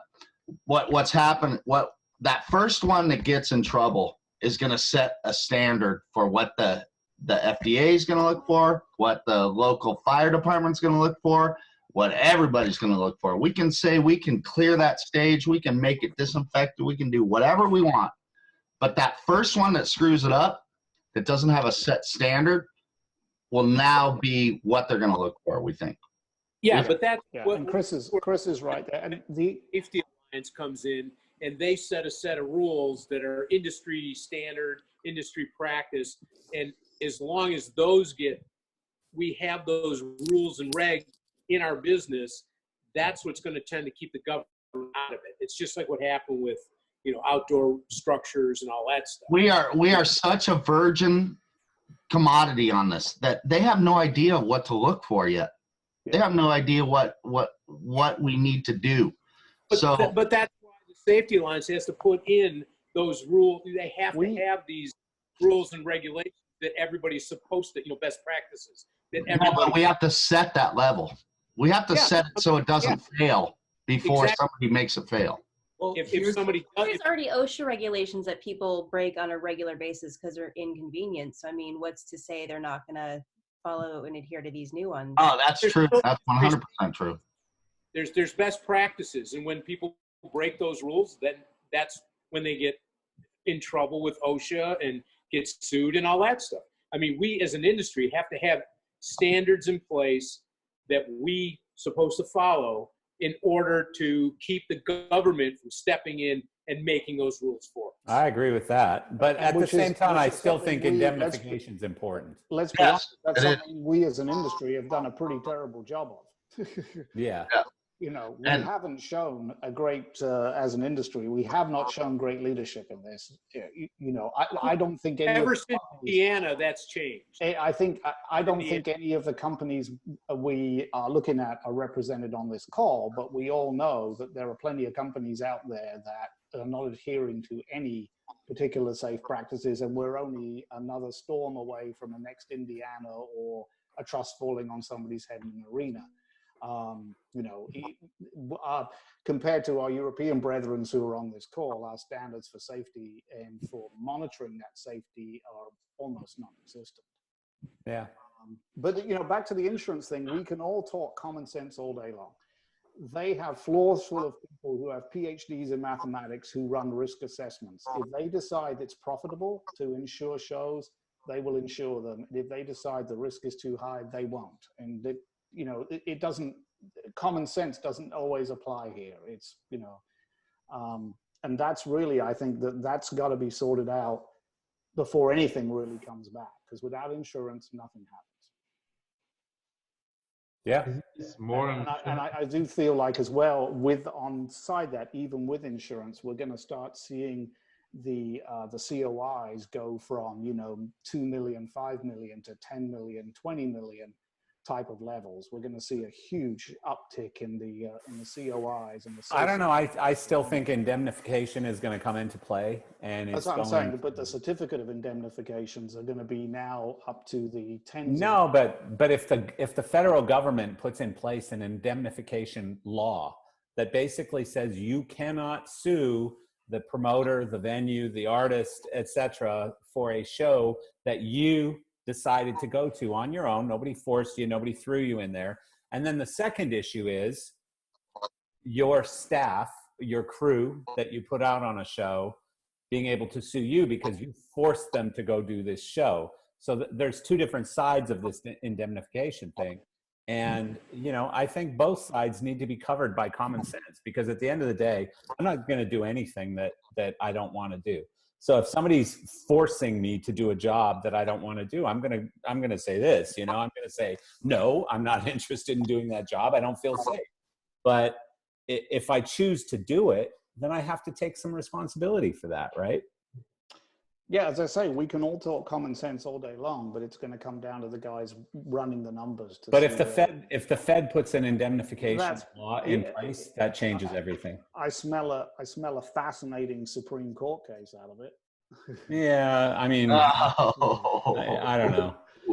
I wouldn't put my hope on that passing legal muster for a long time. That's going to be reviewed by the courts for a long period of time, because you're asking for people to give up certain rights at that point. Anyway, all you guys that don't know Philip, he's the director of our CT audio. A very smart person, very, very well educated, and actually kind of an audio guy. Nice audio guy. Yeah, we got to put the parentheses around it. Yeah, for an audio guy. Yeah. Let me tell you, when they put cables down, you can't imagine how pissed off I get. But anyway, he's a good guy, and take it to heart. I know most of these people on this call, and most of you may not know him, but his heart's in the right direction, I promise. Plus, he's a Brit. They never lie, right? Well, exactly. They always lie. We all want the same thing. We all want to go back to. We all want to go back to work. So, John Rogers, speaking of Brits, hey, you had some very, I don't know what you would call them, passionate statements to make last week. What do you got to say? I don't know. I mean, you guys sound a bit more optimistic than we do from because of population common, density. isn't it? Well, maybe, yeah, but we're also a tiny island. You guys, the sun never comes out. You're going to be pissed off. Well, that's true. Optimism, Marcel. That's the main reason I turn up every week. That is true too. Yeah, I honestly, I mean, it's a different conversation that you guys are having to what's being had over here for the people I'm speaking to. In my world, honestly, I've kind of made my peace with not doing another gig this year. I just don't think it's going to happen. I don't think no one's going to make the move on it. The population density is too high. Maybe if people are going streaming and you're paying $2, $3 to see your bands in a little venue, and it's only a few people, like 200 people in the venue making it happen, then maybe they're going to talk about lifting restrictions on Sunday. They're going to make an announcement about something that's going to happen on Monday. But cynically, it seems to be because they've been paying furlough wages for a couple of months now, and it's killing them to do it ideologically. And they just don't. I think they want to. They literally, the Chancellor of the Exchequer literally used the phrase, "People are becoming addicted to being provided for." And we need this is the thing. We need to wean them off it. Yeah, I know, John. A couple of months ago, everyone was saying, "Look at England. They're amazing. They're paying people almost their full wage, and they're paying businesses all this money." And I haven't seen a penny. But at some point, obviously, the coffers run dry. And we're the sixth richest economy in the world, so that's nonsense for a start. That we can't afford it. We can afford stuff when we want to afford stuff. And I haven't seen a penny of help because we're printing money on this side of the pond right now, and we're writing checks that we really can't cash. We're just printing money, and at the end of the day, you're just devaluing your currency by continuing to print this money and pretend that we can keep. We've given away, what is it, $5 trillion so far, or $6 trillion? I mean, we can't keep doing this. We have to generate income as a country and as businesses and as people. We have to pay into the tax system. The tax system can't keep supporting us all. It just doesn't exist. And unless, you just, either that or your government was taking the piss for the last 20 years and taking way too much money from you, and they're sitting on, hundreds of trillions of dollars, and they can keep paying everyone. Marcel, I don't think they're sitting on money, but clearly our tax is significantly higher. But I think, when you say the money hasn't come through to the freelancers, that's very true. But I do haven't seen a penny. Of course, no, you keep that's terrible. That. But is that just because of the structure, though? Is that because you're like what we would call a 1099 versus a W-2 employee? So I'm a freelancer. I'm a sole trader. So I'm not working, for a company and not on a salary from them. So and they haven't found a way to take care of you guys? They have, but it's coming in June. And in the meantime, they were get regular unemployment benefit, which you can qualify now as a sole trader for, which you never used to be able to. So I filled in the thing online and said, okay, well, maybe me and my girlfriend can, qualify for. I mean, I've got some money set aside. I'm not, the wolf's not at the door, but other people are less fortunate than me. Yeah. Anyway, so I'm I apply for this credit thing, this welfare thing, and I had clients that were so late paying me that when their payments landed, it counted against the welfare claim that I made. So they're like, oh, you've got loads of money. We're giving you nothing. I was like, cool, nice one. So they're kind of like I said last week, they're like, so like a bit, then oh fuck, maybe this, oh shit, and they're just so late reacting that they're constantly caught out in false starts. It's a bit of a mess over there, to be honest. I mean, John, I think it is fair, and I can understand the frustration. And I'm not sticking up for the government because I also get upset with them. But I think all of us as business people look at it and think, how the hell do you manage this? You know.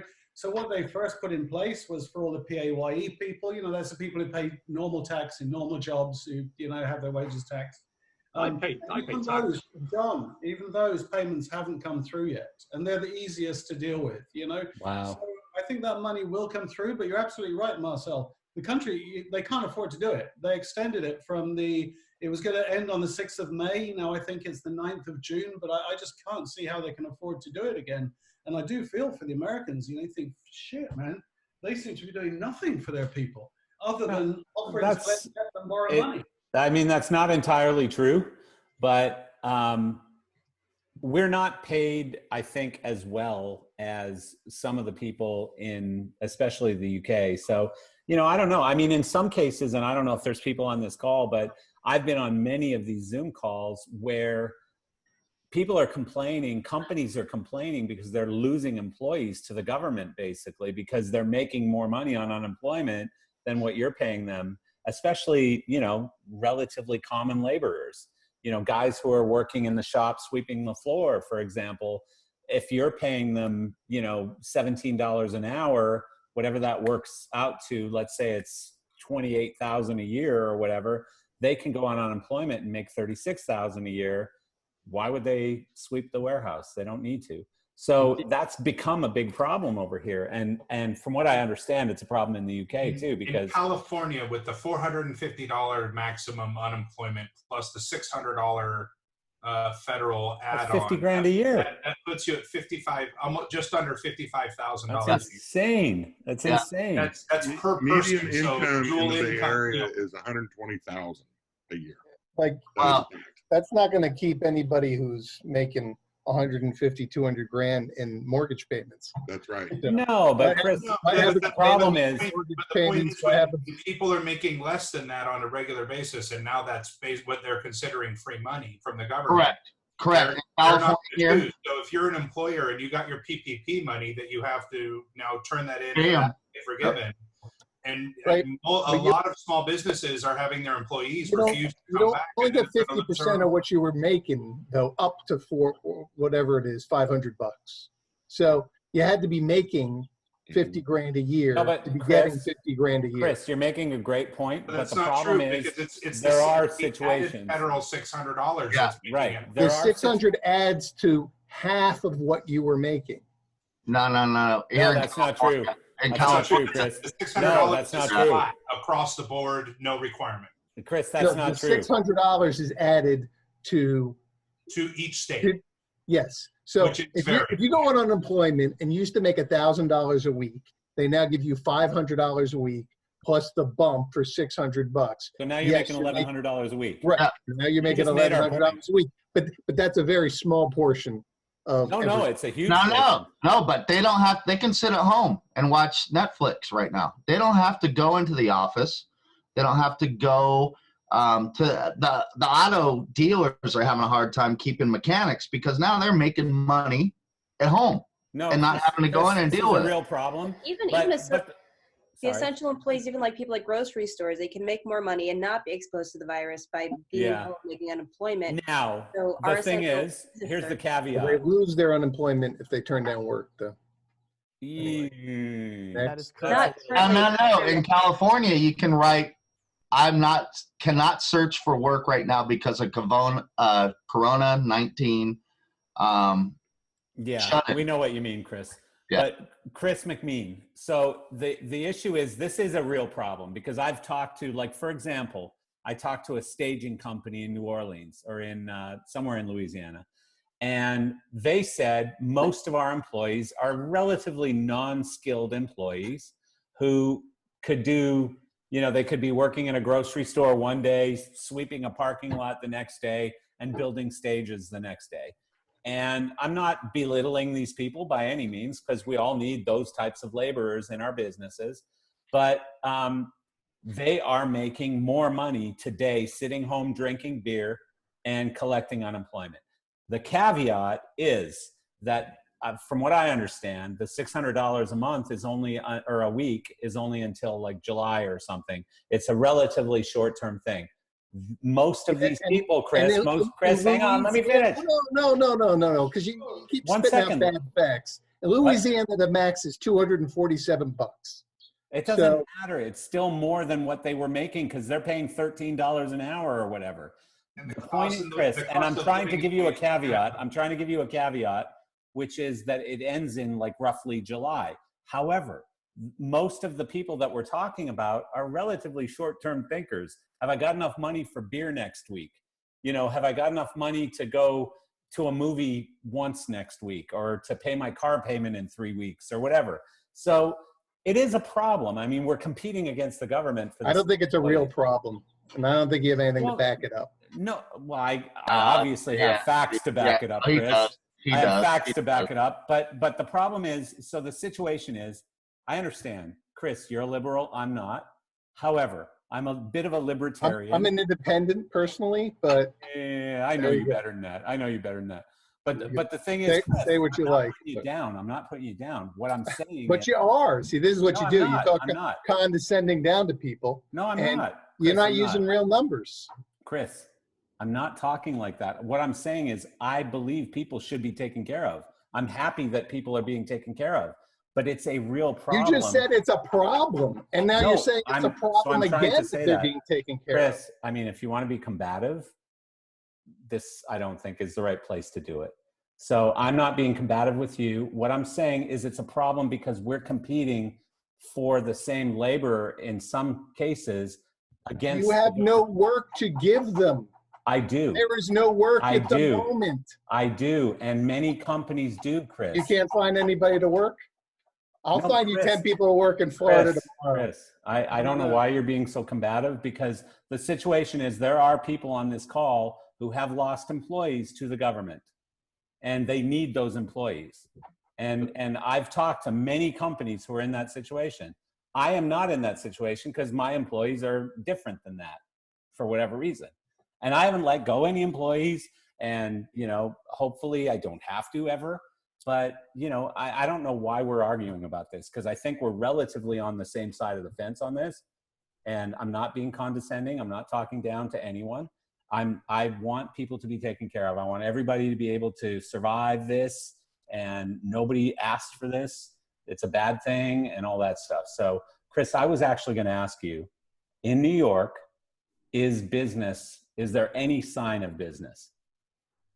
There's no work. There's no income coming in right now.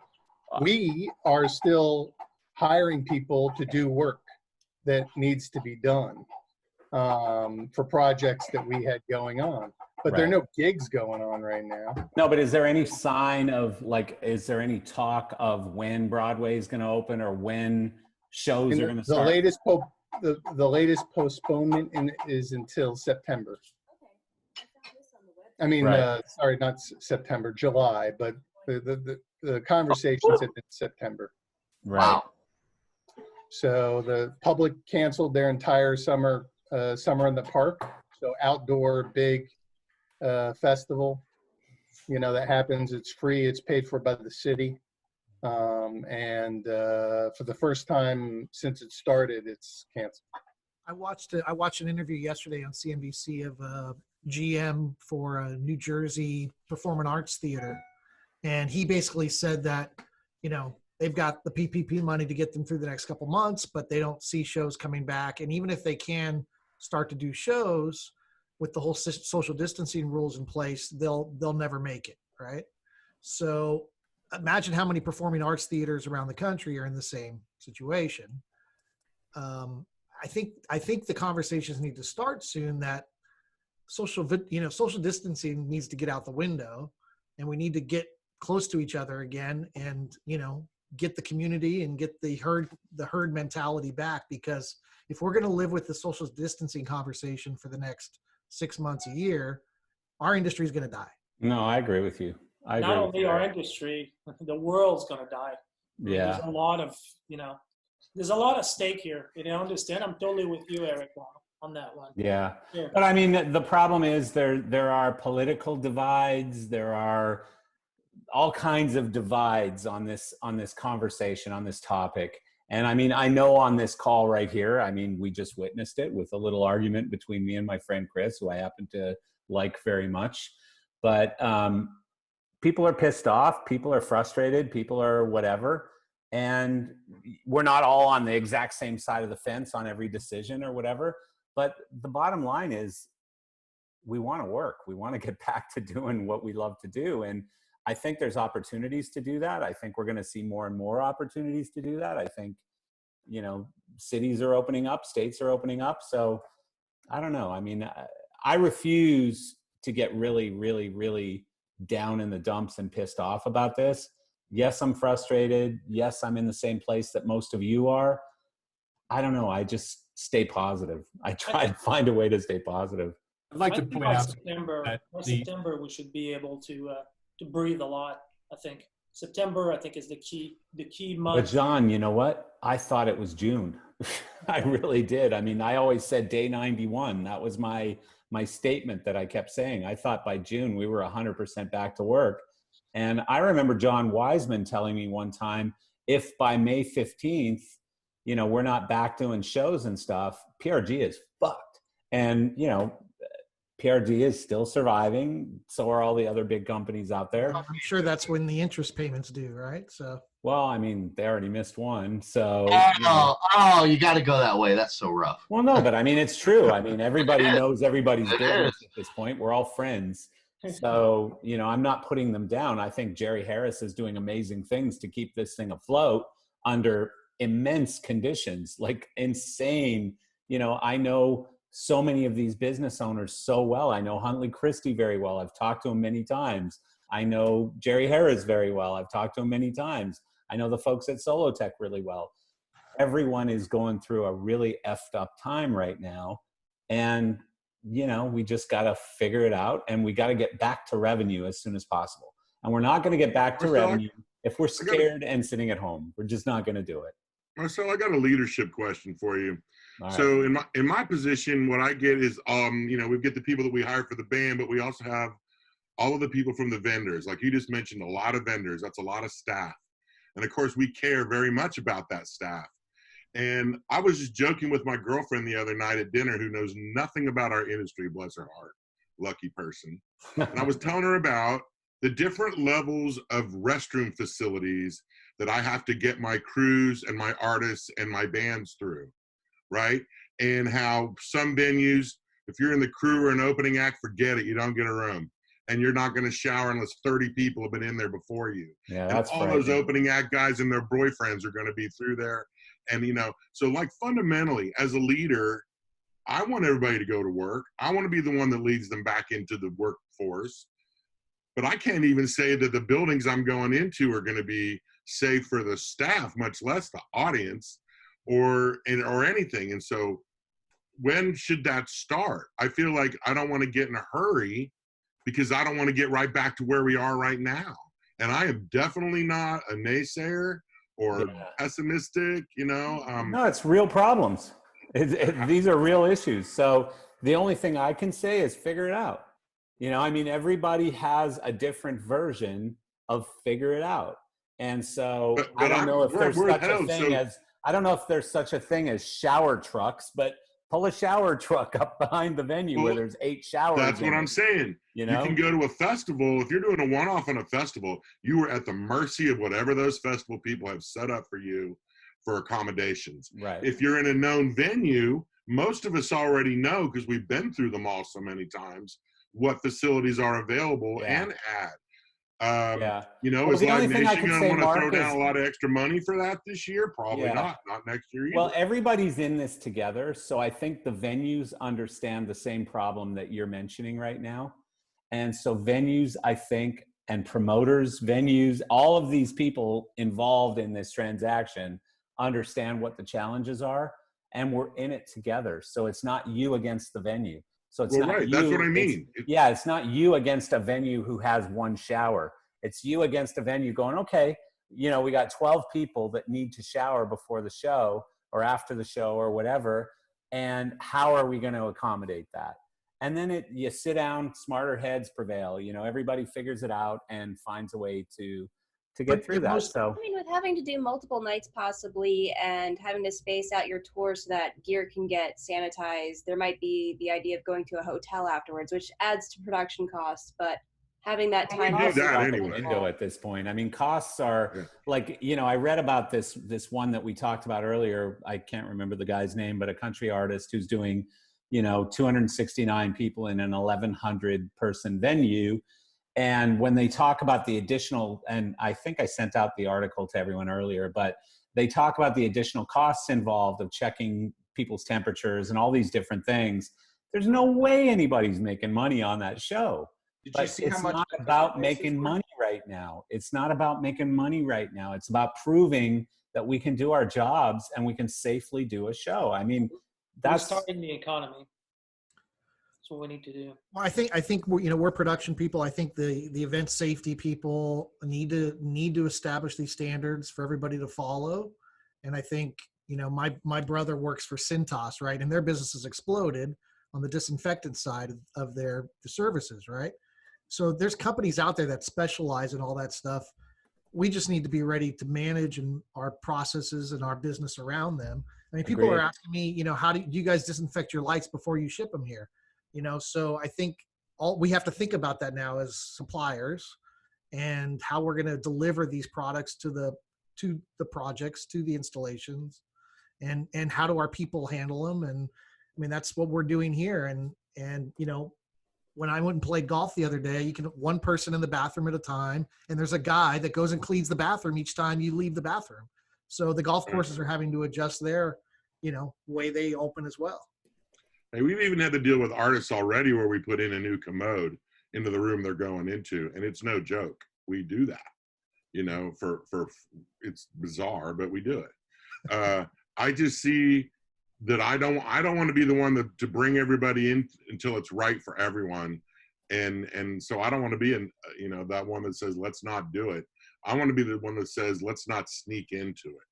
Let's be right. I think that everybody successful on this call got that way because forgiveness and not permission. And if we're sitting around waiting for permission, we're never going to get out the door. I think we need to engage and figure out the problems when we're out there doing it. And I'm not ready. I don't think it's safe yet, and I won't go until I do. But we're getting to that point. We're going to have enough data probably in the next 4 weeks to make some rational decisions. And just get out and get fucking busy.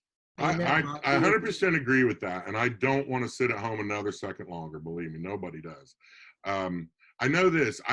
We had a murder on our tour in 2014. We're still ducking it. Every single time that we go through security in the morning and the buses pull up, I have them check the wands because they send us through. They tell everybody there's no batteries in the wands. What are you doing? So to know that, hey, the temperature is going to be read, the stuff is going to be clean. I just want to know that we're really on it. Like if we're going to go through the protocols, I want them to be right because everybody's going to look to us as the leaders to fix it when it's wrong. Yeah. And again, I want to be one of the first ones out there, just like everybody. We don't want to be that. We don't want to be that short link, that small link in the chain for sure. You want to be the positive one. Right. Mark, who would you trust to do that? Would you put that faith in rental companies and gear providers, or would you put that faith in the venue or on tour staff? Or well, see, here's the thing. I actually really try to be team effort all the way around. So I don't ever try to have an adversarial relationship with anybody. And I've worked in the venues in my life. I've worked in the vendors in my life. I've worked for management in my life. So everyone is super important. But I think it's up to the productions who were representing their artists who was actually doing all this to make sure that their stuff, like back in the day on Morpheus when we did The Dead, I hate bringing that up, but did we jump through some flaming hoops so those guys could get up on stage and play music? You know, absolutely. So I think that's where it's going to come from. Our riders are going to get more specific. Our cleaning levels are going to get more specific, all that stuff. And it's probably going to be on us to manage it at first. Whoever was that asked about liability, yeah, COI is going to go through the roof, but it doesn't mean they're not going to get sued if people get it.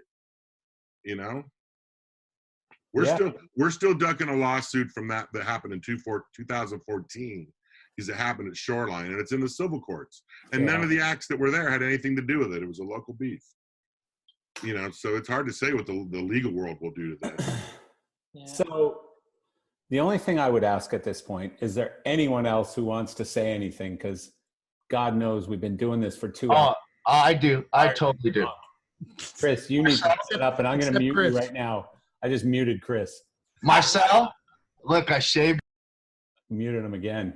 I could keep doing this all day, buddy. Sherrick, Patrick. Dearson. Patrick.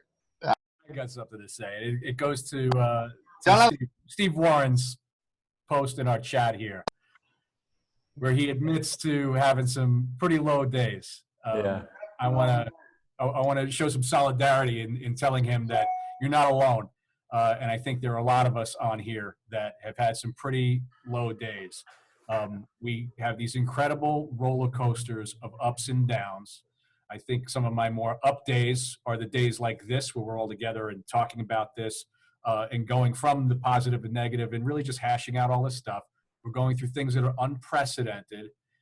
We're going to get through this, and let's not forget that. I know it's fucking hard. It's really hard. There are some days you just won't want to go through it, but we're going to get through this together. And if anybody needs help, call on each other. We're all here. Oh, absolutely.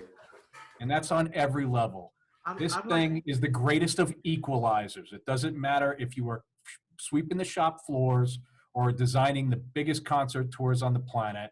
We are all at the same fucking level across the Patrick, board. it's very well said. I'd like to chime in 1 second with Bob Peterson and Jeff Ravis specifically. There's a little bit of glimmer of light. I'm hearing some potential productions, broadcast production work occurring over the next few weeks. Is that reality? Are y'all hearing anything, knowing that you're right in the middle of that, very focused with that segment? Are you hearing a potential broadcast coming up? I don't. The actual get the trucks out and get people in a room is, for me, Netflix, and they want to wait till September. I do know that the Opry down in Nashville does a show every week and with pretty full production, but there's nobody in the building except for the artists and the cameramen and the staging and people. In terms of getting out and doing shows out, no, Craig, I don't know about it. No, nor I. I haven't heard of anything other than what Bob is describing about Netflix. Right now, we've got 2 ABC shows that are scheduled to start production and load in June. Oh, that's cool. Monica Rose, that I work with quite a bit, is going to a lot of homes of people like the View and that kind of thing, and doing the little setups in their houses and stuff. And she's actually keeping herself kind of busy doing that. But she's really the only lighting person I know that's actually active. But those shows are conducive to that sort of thing, though. I'm going to do a graduation at one of the more affluent high schools out here, where they're all socially distanced. They're going to divide it up over 3 days so they have enough time to do it. And we're going to march them down the aisle with a ballyhoo of lights and have them get a big light cue when they get their diploma, and get it all on video so the family and them can have it. So that's in terms of some of the creative things that are happening. There is a little stuff like that. That's cool. Very cool. There are lights at the end of the tunnel.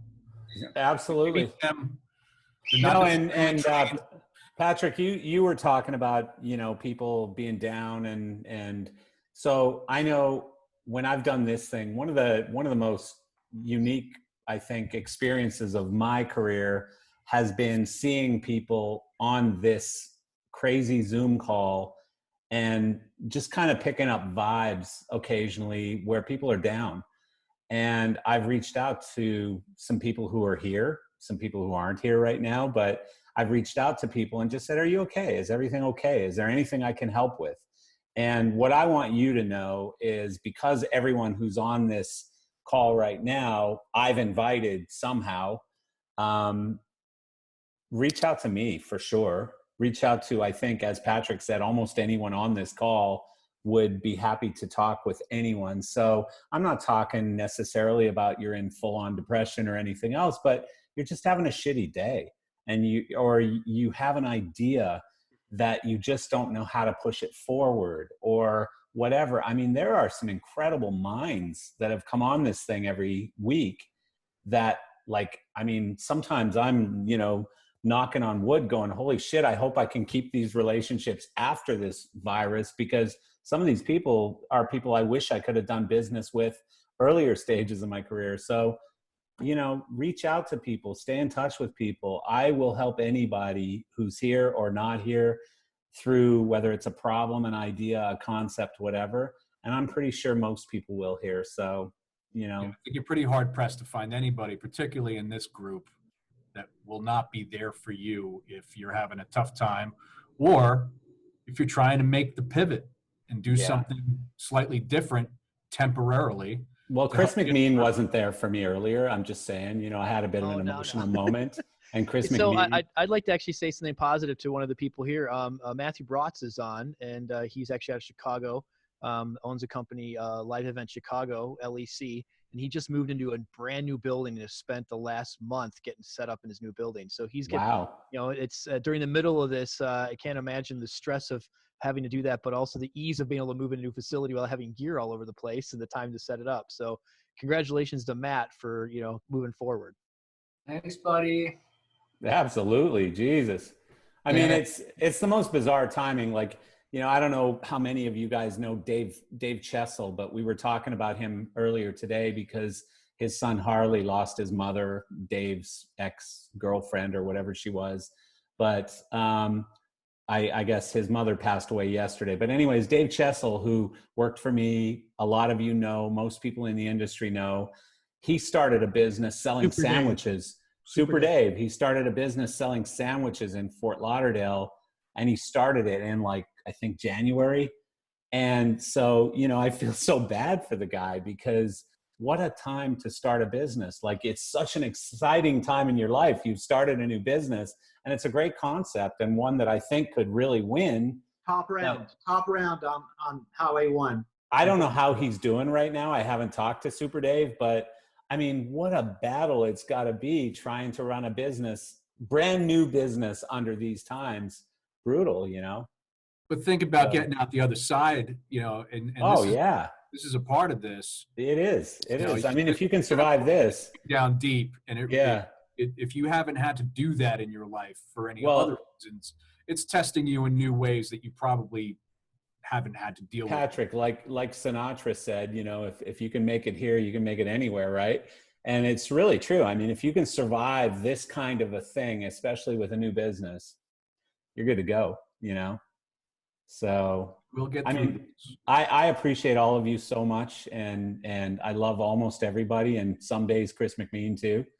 I appreciate all of you coming and doing this. I think it's an amazing way to spend an hour or two every Wednesday, and thank you all. And I hope you're not driving home from here. Well, thank you for putting this together. We really appreciate that too. You're welcome. As always, we look forward to another one. Peace, everybody. Marcel. Well done. Have a good one. Be well, everyone. Bye-bye. Later. All right, man. Thank you. See ya. Yep.